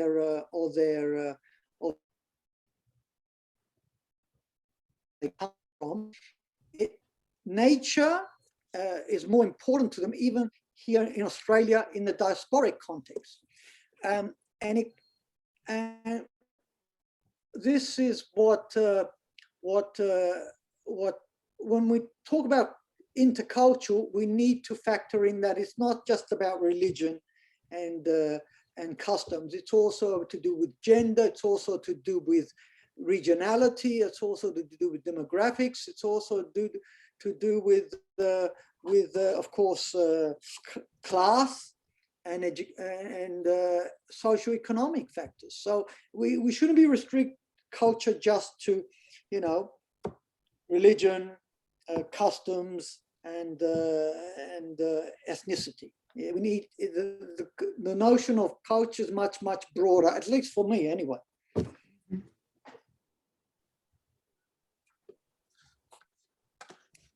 Okay. Hello, Professor. Yes. Are we taking a break or we're moving straight in? No. I have a question. I'll take it after break. Okay. You can wait for the break? Yes, I'll break. Yeah, thank you. All right, let's take a break and come back at Melbourne time. I won't do the, it's 11, isn't it? In Indonesia. Well, anyway, in 15 minutes. So we'll come back 11:20, Prof. 11:24 your time, yes. 11:24. Okay, thank you. Irfan, you've got your hand up. Okay. That's better. Hi, Professor. I have a question before break. Can I Yes, ask please. Can you your name? Say your name. Yeah, I can see some of you, but not all of you. Okay. I am Nidhi from India. Okay, Nidhi, that's good. Your question. Yeah. I want to. Nidhi, sorry, let me interrupt. Before we do that, can people see the slide here? 39? Yes. Okay. Q&A, question and answer. Then we're going to break out into 7 groups of 5 people, okay? For 15 minutes, Ari's arranging that. And the 7 groups are going to dialogue this question: how has COVID-19 changed the world? And after 15 minutes, we all come back to the main session and each group will give us a report. But let's start with your question. Okay, Professor, thank you. I want to, it is an extension question of what Tuba asked before break. You said that dialogue shouldn't have agenda, it should be free of mind. The purpose of dialogue is to listen and maybe, feel connected. But isn't the first step towards conflict resolution? So if it is the first step towards conflict resolution, then it should have an purpose and aim. No, the purpose isn't so much, it's not about resolving the conflict. Resolving the conflict in the narrow solution terms. It's not about a problem solving exercise. You have a problem and it needs to be resolved, and it's not, dialogue doesn't do that. It can do that, but it's not, that's not its prime purpose. Its prime purpose is not to solve the problem. It can contribute to solving the problem, but not solve the problem.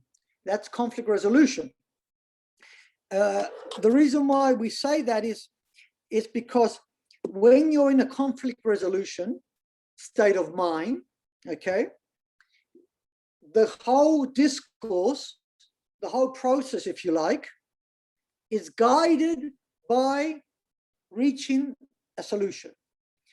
And if that's the case, it can become very rigid. So anything that doesn't seem to be resolving that problem from a narrow sense, from a political sense, is rendered irrelevant. You're wasting time. It's got nothing to do with this. Okay, you're out of order, if you want to put it in a meeting context. How many times have we heard in a meeting in the parliament that a speaker says something that has nothing to do, or might seem to have nothing to do with the problem, and they say, you're out of order. It's got nothing to do with, it's irrelevant. This is not dialogue. That's a different discourse. This is conflict resolution. And about listening, what I said is that in dialogue, it's as important as speaking. Matter of fact, some say that listening is more important than speaking. We all have a propensity, and I'm as guilty as anyone, to love the sound of our own voice. We start to believe our own propaganda. It's a human frailty that well, there's two frailties when it comes to talking. One is that we think we've got all the answers, or second is that we pathologize our differences. We personalize our differences. If I disagree with you on something, then I personalize it. We have difficulty in detaching our disagreement from the person. So it's Michalis. Michalis is, it becomes a part of Michalis' persona that he supports Manchester United, for example, instead of Liverpool, okay? We are not able to separate, we have difficulty in depersonalizing, depathologizing our differences. And afterwards, I will cast my impression of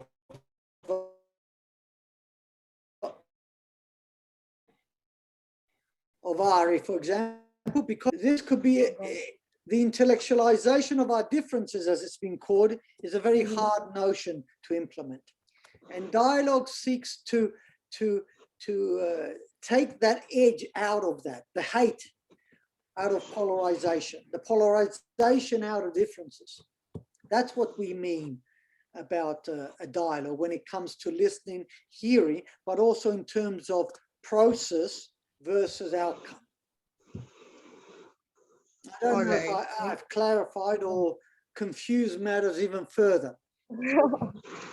No, but you've instigated some new thoughts into it, so maybe that's we'll think upon and work upon in future. Thank you. And that's what it's all about, introducing new insights, new thoughts, even if they're, sometimes we don't get a chance to consider them. Right. Yes.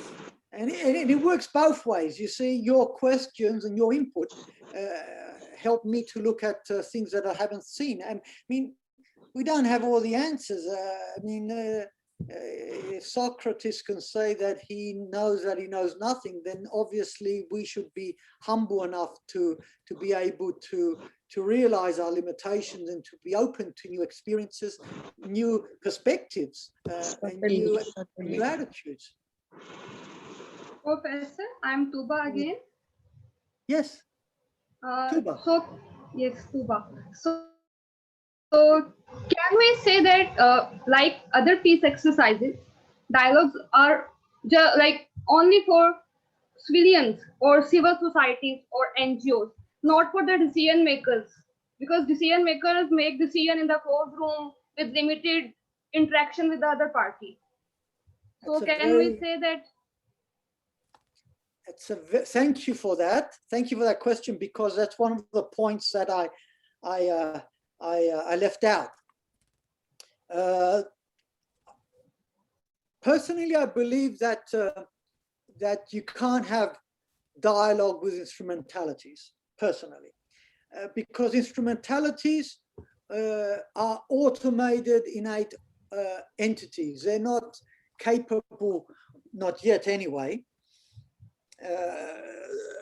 It's like the debate I was reading about whether machines have the capacity do they have a consciousness? Would they ever develop a consciousness? And leaving science fiction aside, how can you have instrumentalities of power or bureaucracies, organizations even, engaging in dialogue if they don't have the capacity of self-doubt and criticism and reflection?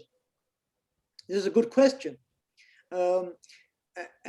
See, one of the requirements when we approached our community dialogues was to say to people, you're coming here in your personal capacity. You're not here as a representative.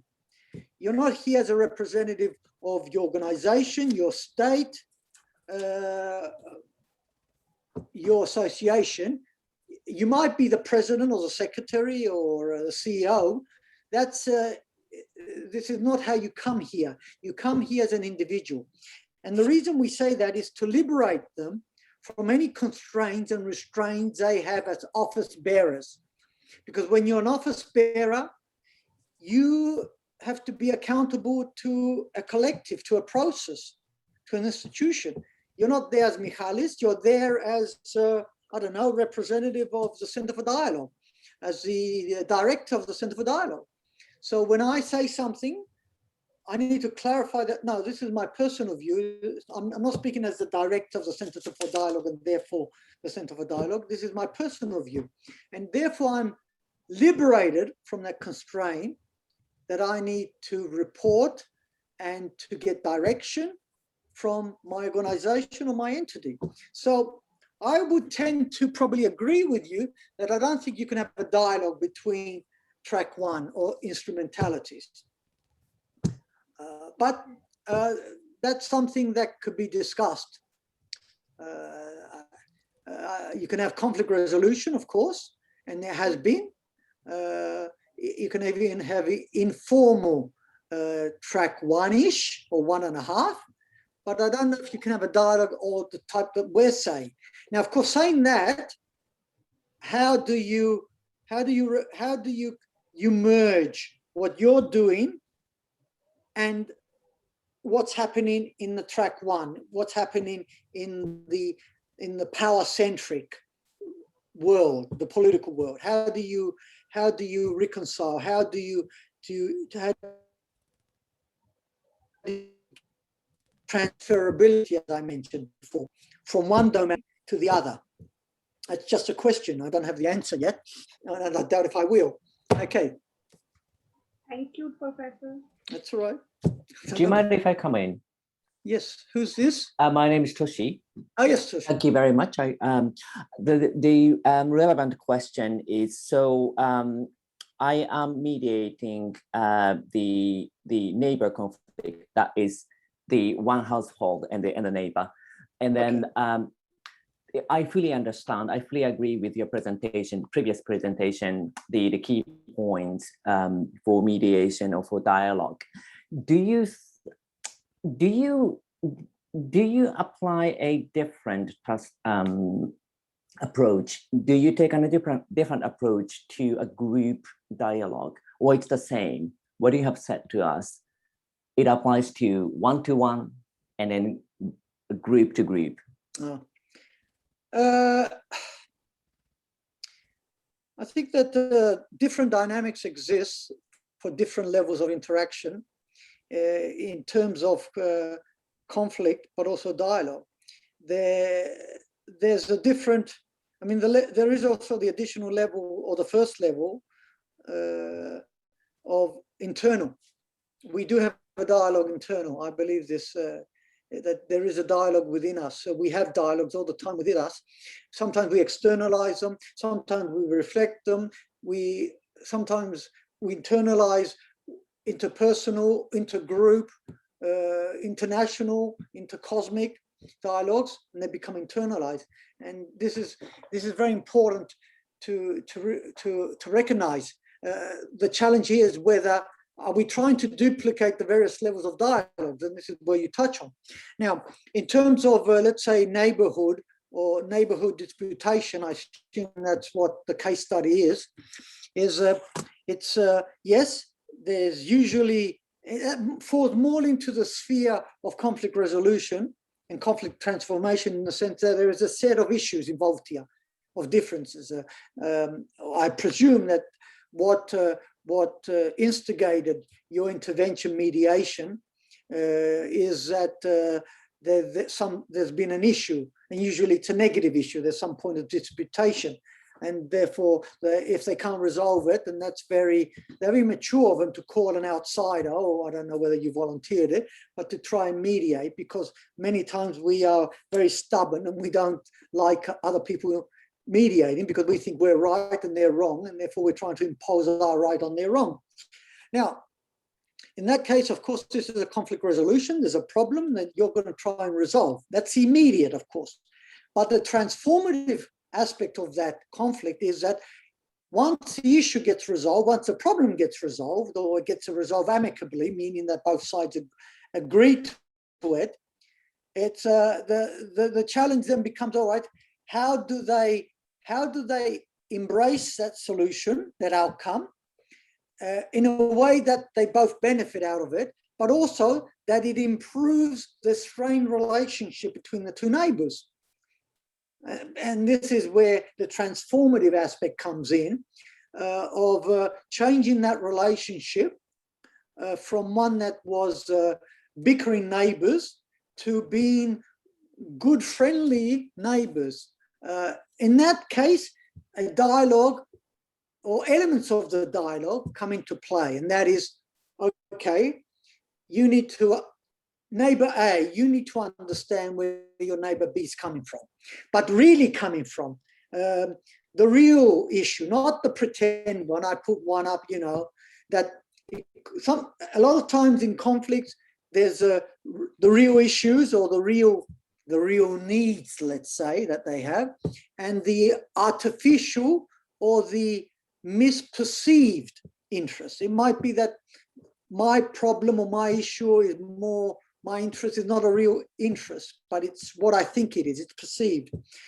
To unfold that, you need a dialogue. And I need to realize it for myself. There's no use of you telling me, because I'll get offended, but also I'll just say, yeah, you're right or you're wrong. I need to come to that conclusion, which applies to both your neighbors. But that is a process that needs to be, takes time, and it's a sustain, and it goes through phases. You can't have a dialogue. A dialogue is a lifelong commitment. Life is a dialogue, if you like. I know I'm sounding a bit like a postcard, but anyway. So in that respect, there are dialogue. A dialogue could be useful if your neighbors decide and they want to continue. And because they live next to each other, it's unavoidable. I mean, we live next to each other, so we might as well, we are forced by circumstances and our conditions to live with each other. So we might as well do it in a positive way, in a good way, that it doesn't create all the tensions and the angst and the negativity. But there are issues that need to be resolved to reach that both sides need to accept that this solution or this resolution is a fair one and one that I can live with, but also that the solution of those problems leads to a better relationship. So would you, is this what you have said applies to group as well? Now, group to group, yes. I mean, there are groups and groups, by the way. There are outside of ourselves where we evolve with groups. Our family is a group. Our neighborhood is a group. Our community, whatever that community, is a group. Our society is a group. Our nation is a group. So there are groups and groups, and they do differ. The transferability into a group dynamic is different because you have to deal with you have to do with individuals as part of that group. And the question of consensus and agreement comes in. Now, dialogue is not about reaching a consensus, and it's not about a group, it's not a decision. So we are forced in groups. We might be a minority of one in a group, and we feel the pressure that we are compelled to agree with the majority. Now, in dialogue, this is an antidote to dialogical, because in many respects, the voice, the dissent of the one is a very powerful voice and should be respected and not be forced into compliance. And with groups, these operate. Now, how can you take a group from a position of opposition and conflict to one that is more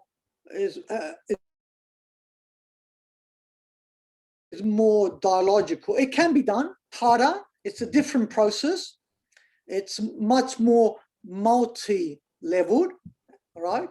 But to do that, you need to get the group in a room, in a space where it is allowed to function. This is a contradiction. On one hand, you want the group to retain its solidarity of identity as a group, but on the other hand, you want that group to fracture. You don't want it to be homogeneous. You want it to be diverse and plural. Because if you look over the fence of your neighbor, if neighbor A looks over the fence of neighbor B, he will see that the neighboring family is bickering, they have differences, they're not as united as you thought. Now, that might seem as a weakness, but for conflict resolution and for dialogue, it's a strength, because it shows you, well, you know, they're not a homogeneous, solid unit. They have different views and interests and behaviors, so they're divided. And that division is the element of diversity. And I would say democracy. Yeah, I'll take it a bit further because I want to make a dramatic point. So I don't know if that helped you. Thank you very much. Michalis, I think we're ready? Yeah, for the time, I think we should probably get into the breakaway. Okay, now the organizers have organized you into 7 groups of 5, I believe. Okay, now you will go into your breakout rooms. You're going to have 15 minutes. So we come back at what is it? 11:45. Is that correct, Albert? Yes. 11:45. So we'll come back. We'll come back at noon, and then you have about 10 minutes of the group report. Yes. Now, the question here is, how has COVID-19 changed the world? Okay. Now, you go off, you have your dialogue around that question, and then we'll get the groups come back to the general session, and give us a report of what transpired. That's about it, right? Okay. Okay? Okay, So, Zikri. Yeah, Zikri. Okay.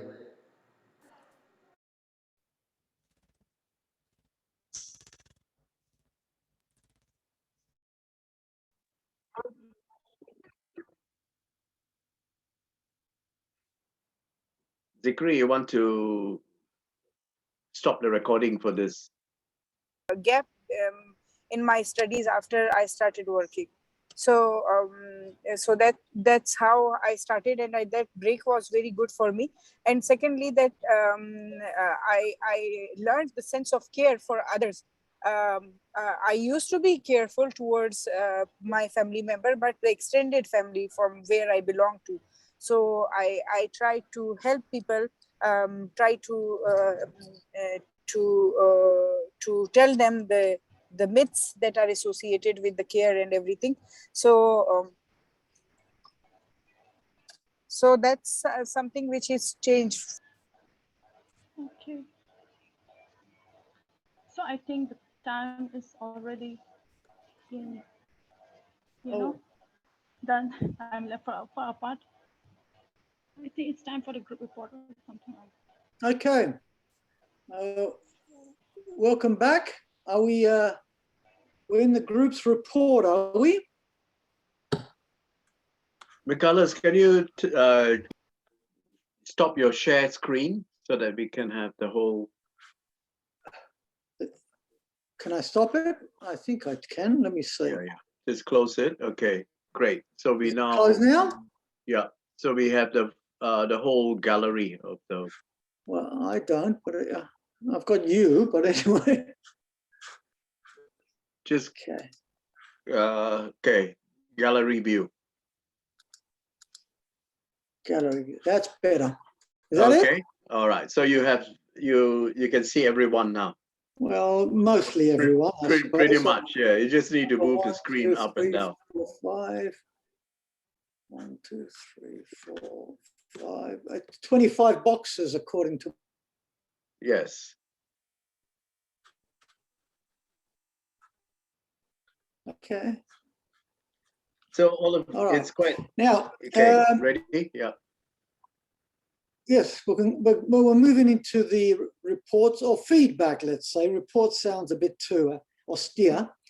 Feedback from the various groups. Now, the groups were, the identifiers are by numbers, are they, Ari? Oh, Group, groups. Group 1, 2, 3? Yeah. All right. Can we, group 1?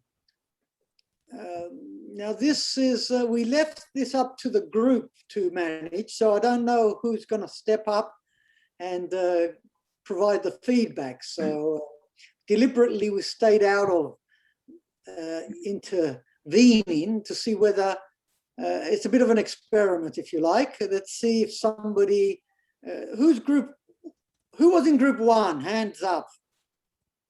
No one. Group 1. Group 1, raise hand. Yes, raise hand. Group 1. Who was in group 1? Maybe I can't see him because there's a second. Group 1. Hi, Professor. Not really sure, but I think it was our group. And it's Joanne who's going to present on our behalf. Okay. Where's Joanne? Okay, Joanne, off you go. I thought we are group 4. John. John? I thought we are group 4. Are we 4? Yeah, you are Not group really 4. sure. Okay. Yeah, we are group 4. Okay, just go ahead for group 4. Go ahead. Yes, Yeah, John, go ahead. This is Julius here. We are in group 3. Group 3, Julius. Okay, just group 5. Group 5. Sorry, group 4 was us, not. Oh, group 5. Group 5. Okay, so group 4, go ahead, and then group 3, Julius, your group. Okay, so 4. Wait, group 4 is. No, never mind. That's other stuff. So, how has COVID-19 affected our life or our world or anything? So from Kynet's side, so he wasn't able to travel abroad and he's unable to attend his law summer school, but he was able to do a reflection of what he wants. Then for Saddam Hussein, COVID-19 has created a drama series. Then it create political and economic instability. So positively, he managed to spend more time with his family and also invest more time in his thesis. So for Michael Afolaami, the peacebuilding internship was actually postponed due to COVID. So he has lost the internship and also his previous job. But he was also able to do some self-reflection and also do things that he never wanted to do earlier. So he actually learned a lot of new things in the meantime. So he was also concerned with the loss of livelihood and economy. So for Wafia Vefish, COVID-19 is a great learning experience for her. So unfortunately, she lost some of her family members due to the COVID-19. So from time to time, she got constant anxiety when doing her thesis and courses during the pandemic. So for me, I had also the same thing. I had constant anxiety throughout the pandemic, especially during my fieldwork in the Philippines. So on the positive side, my livelihood is actually not much affected, but somehow I'm still worried of it. So in conclusion, we actually have learned and unlearned a lot, and it's a roller coaster ride for all of us. Thank you. Thank you, John. Number 3, group 3. Group 2. Group 1. Group 5. Maybe group 8. Group 8. Yes, yeah, group 1. We're the group 5. Who's group 5? Group 3 we can do? Yes, Nandi. Okay. Group 3, go. Sorry? Yes, please. Group 3, Yeah. step up. Yes. Group 3, it was me, Tuba, Inas, and Adabola. Adabola, I think, had some network issues, so could not interact. But Tuba, Inas, and myself, we had discussed how COVID-19 has changed this world for us, is that the world is not same. We've lost sense of time because we are in lockdowns constantly. So we've lost sense of time. We've lost sense of freedom also. Even if it's not lockdown and we're going out, we have, fear of getting back the infections. We're shying away from the social gatherings. And unemployment and the kind of corruption which is still there amongst politicians has left us, I would say, very, very sad and depressed that if they're not still moved, then when are they going to change? The world is not same for us. It is more full of fear. We've lost family members, some dear ones, and we miss them dearly, and we wished it had not happened. So it is more fear, anxiety, and depression for all of us in the group. Thank you. Group, now group 2? Now group 1. That's very interesting. Group, yes, Toshi. I think I'm group 2, I think. 2. Okay. I think. Group 1. All right, go. You got the stand. So this is my reflection, personal reflection. It's a lot of learning. So for me, this was the COVID happened when I was looking for a job. Mm-hmm. So currently, my job is temporary, so it's not a full-time job. Mm. But I feel that I can have more time for myself because my work everything is online. I'm teaching through online. And that means I don't have to commute to school. So I definitely have like 1-2 hours less for commuting, which is good. Also, because of Zoom came in and it becoming a norm. Zoom or Teams, whatever you use, is becoming a norm. We did have Zoom before the pandemic, but we didn't use it in this way. And thanks to this particular workshop is taking place now online, which is great. I can see people from all over the world in the screen, which is great. However, listening to my group members, I also learned it was also this difficult experience for one person. He couldn't fly back home for more than a year, and then another person saw lots of loss of life, and also because kids are at home all the time, it's quite difficult to manage their work time and family time. That's something I learned. I also learned so many people lost their family members, and that's something I learned as well. Thank you. Thank you, Toshi. Okay, group 5.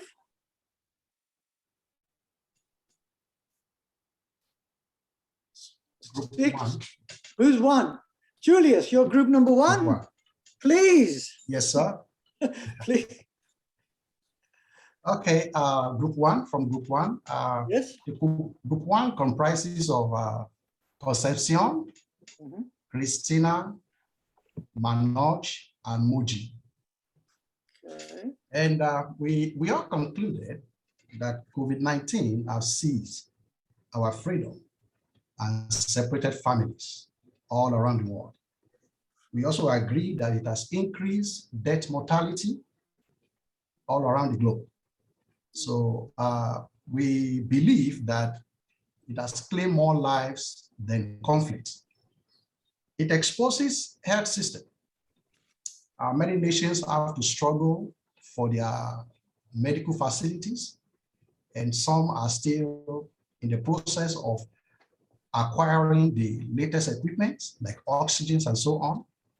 It has exposed the health systems in 2 ways. 1, lack of medical staff, and 2, expertise that will come up with a vaccine at a very let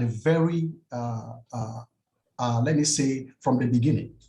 So every nation are looking for a way out to get vaccinated, to get the latest equipment, and so on. We also believe that it has affected our educational system. So all around the world, we are unable to sit in classrooms to receive our classes as usual. So our last option is online. And we believe that in some 2 decades ago, when you have a degree online, it is questionable. Employee might ask you, how do you get a degree? Oh, I got a degree online. They would like to employ somebody who have a secular education. But today, online degree has been accepted all around the world because of this COVID. So this is what we agree. And we all agree that it has changed our world and in a way that we will never forget. Thank you. Thank you, Julius. Thanks very much. Have we done group 5, I think? Nope. 6? 7? We're running out of groups. I think group 8 is left. Now, Rem, what group are you? I'm in group 8, so may I present? There was a night. Okay. Okay, so because of the lack of the time, we are unable to share all the views of the different members of our group. So I think Karen has left out, and me, Nazib, and Ayat has shared, and quite a similar. Ayat and I shared quite a similar view, and Nazib has, point out from professional work point of view. So I'll just share collectively on behalf of ours. So like in this pandemic, I have realized a big thing in my life that we can live in a very minimalistic way. Minimalism is a part of our life. We can try to stick in living minimalistic way, because see, in this 1.5 year, I have realized that clothes, this thing, materialistic world is nothing, but only the basic essential things are required for us to live, like foods, the shelter we have, and for the extra that we have, we can share to the people. we should have the empathy and love for the others, to be able to coexist with each other in this world. And one thing is that we should never take for granted for what we have. We are so busy in our life that we are stick to our normal daily lives, doing certain chores that we often forget to love, to give love to our family members. But in this pandemic, I have realized that sticking with families and loving with each other and caring for each other is such a therapeutic thing for us. And from Naziba's point of view, the COVID-19 has extremely affected her in in pursuing her career. She was doing MPhil, and it has disrupted quite a lot in her studies. So I think this is very similar for all the professional work people they have gone through. So these are the few things that I want to share. Thank you very much, Narim. Anybody else from the groups we left out, or for that matter, I think we've got 2 minutes. Yes, I'm from group 9. The group 9. Yes. The group 9. Oh, wow. Would it be possible if I take some of the time to explain? Now it's 9. Go on. Oh, well. Okay, I think our group then it's number 4. This is what I remember when I entered the room. So it's the same group. So please go ahead and speak about our group. I'm sorry, but I don't recall having Lillian in group 9. No. Okay. You look. Just go. Okay. Represented. Please. Okay, sure. I think I can go for group 9 first. We have Sarah, Alejandra, and Dilawar and Dr. Yassin in the group, including myself. So I think we can start off with how Dr. Yassin view COVID-19 changed his world. He said that it has changed in terms of the education side and health perspective, in which poor countries have difficulties in standing on their own, especially in terms of the classes, online classes, where not many people are able to join, like how we are right now. Connectivity issues, poverty issues also being highlighted by Alejandra. These are the things that we can see, the inequity that are exposed when it comes to COVID-19, the segregation. And I love how Alejandra emphasized on how it exposes our fragility in this life. Sarah also highlighted that there's a COVID-19 sort of built our resilient in this world, in a sense that we know what to expect, or how we should perceive these problems. And she also highlighted that in some ways or another, it limits our space in communicating with people. Although most of us really viewed that, or some of us in the group, such as Dilawar and Dr. Yassin, mentioned that although COVID-19 really brought up the negative aspects, it did have the positive aspect in which it brings people together, although to an extent that it's only face-to-face online. We are also able to connect with our family at home. How Dilawar also mentioned that he lost his job, maintenance is difficult, but and in his 2 years, he is unable to spend his time because of his professional work, but he's able to then spend his family time again during COVID-19 in that 5 to 6 months of COVID-19. And overall, I can conclude that our group really emphasizes on how COVID-19 really have the negative impacts on our life, but it also did have the positive impacts as well. And that is all. Thank you. Thank you, Ali. Thank you very much. Any other group that hasn't been represented? Okay, I think we should end here. Okay. So I'm going to mute myself. Yes. Okay. Thank you very much, Michalis. I think that's very interesting, very informative, and you've covered such a wide ground. So I just want to once again connect the presentation that Michalis had, his presentation, and I want to provide all of you a kind of like a map as to where we are heading. Now, we can perhaps look at dialogue as one of the items in our toolbox. So what we are providing you in this course is essentially a conceptual toolbox. It is also a map. So you begin by looking at all these different kinds of things that you are carrying in your toolbox, but it is also a map to assist you, to guide you. The destination that we have is peace. Okay, and that's why in the deep network, you'll find that the first word in the name of the network is dialogue. The first word is dialogue, and we believe very strongly that we begin on the premise that if we can sit down and communicate with one another, and then we go to the next step, which is empathic engagement.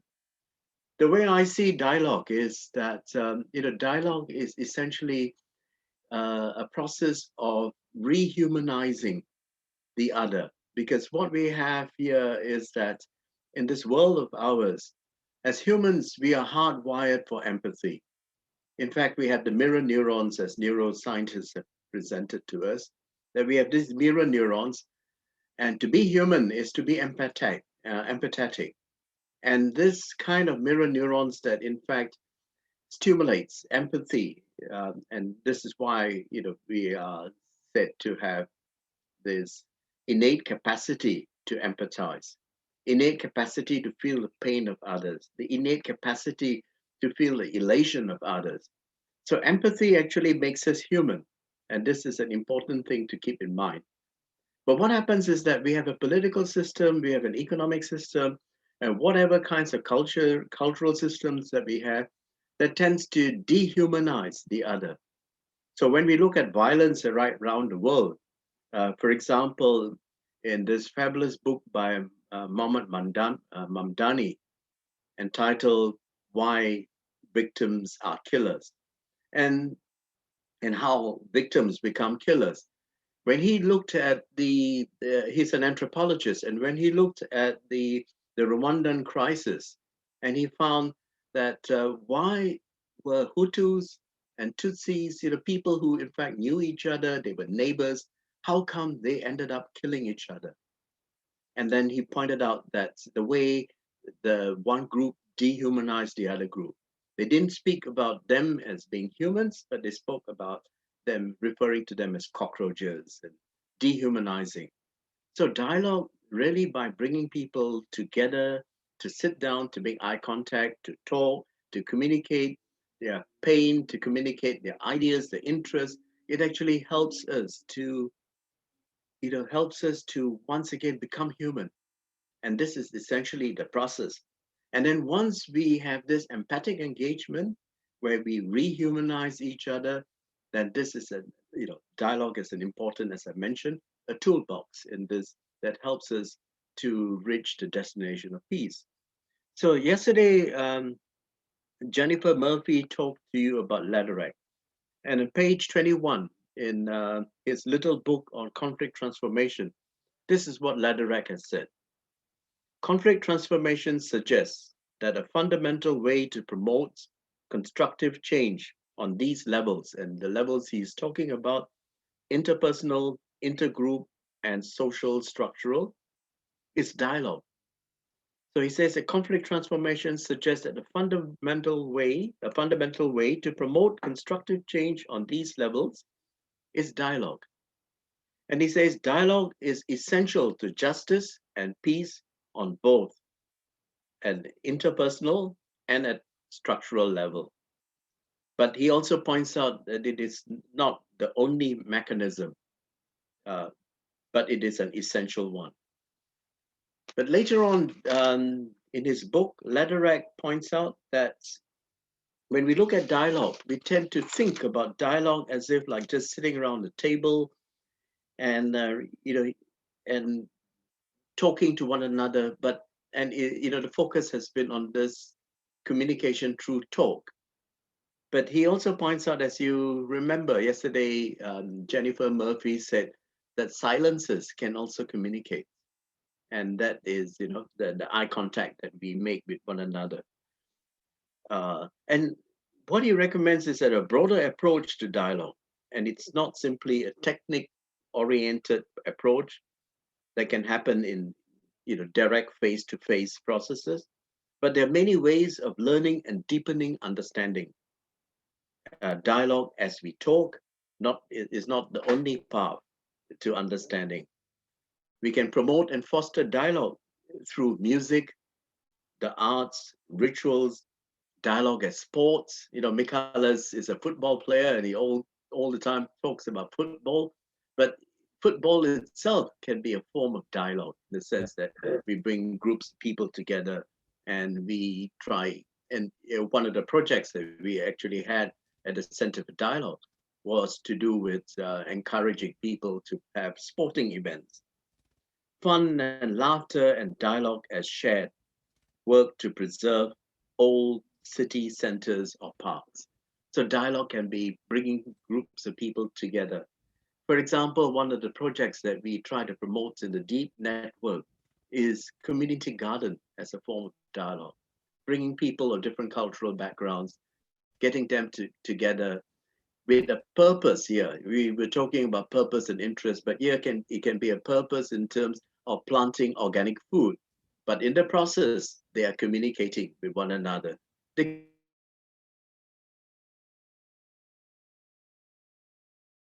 communication is rehumanizing. That person who is next to you, who you have always considered to be different from you, who is the other, is now, someone who is just like you, human, and someone who has the same kind of pain that you might have, the experiences, the pain, the person who has experiences similar kinds of joy. And so this is essentially this important dialogue is an important part of our toolbox.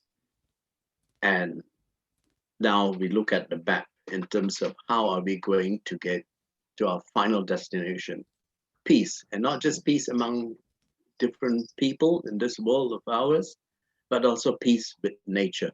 And this is really, the journey in the sense.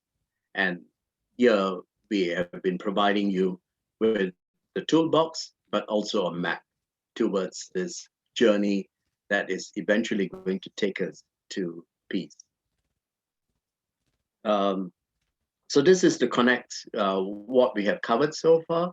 And later, you have Sophia who's coming in the afternoon to, to complete some parts of this picture in terms of peace as a form of pedagogy, in terms of how we educate, people in terms of building peace or inculcating the value of peace and, respect for one another. All these are important kinds of, aspects.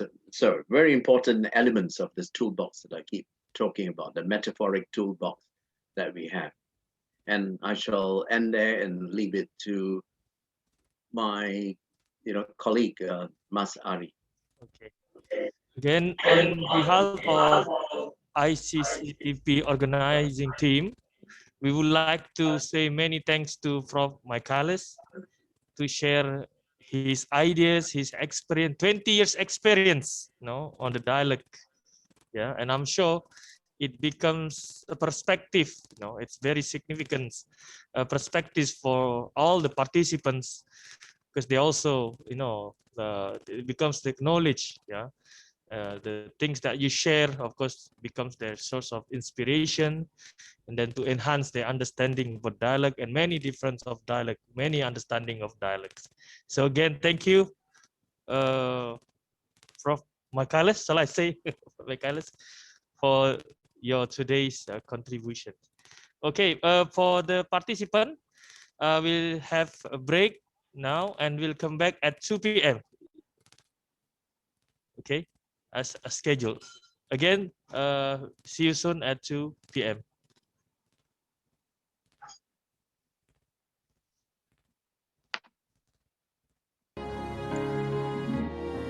Hello. Bye-bye.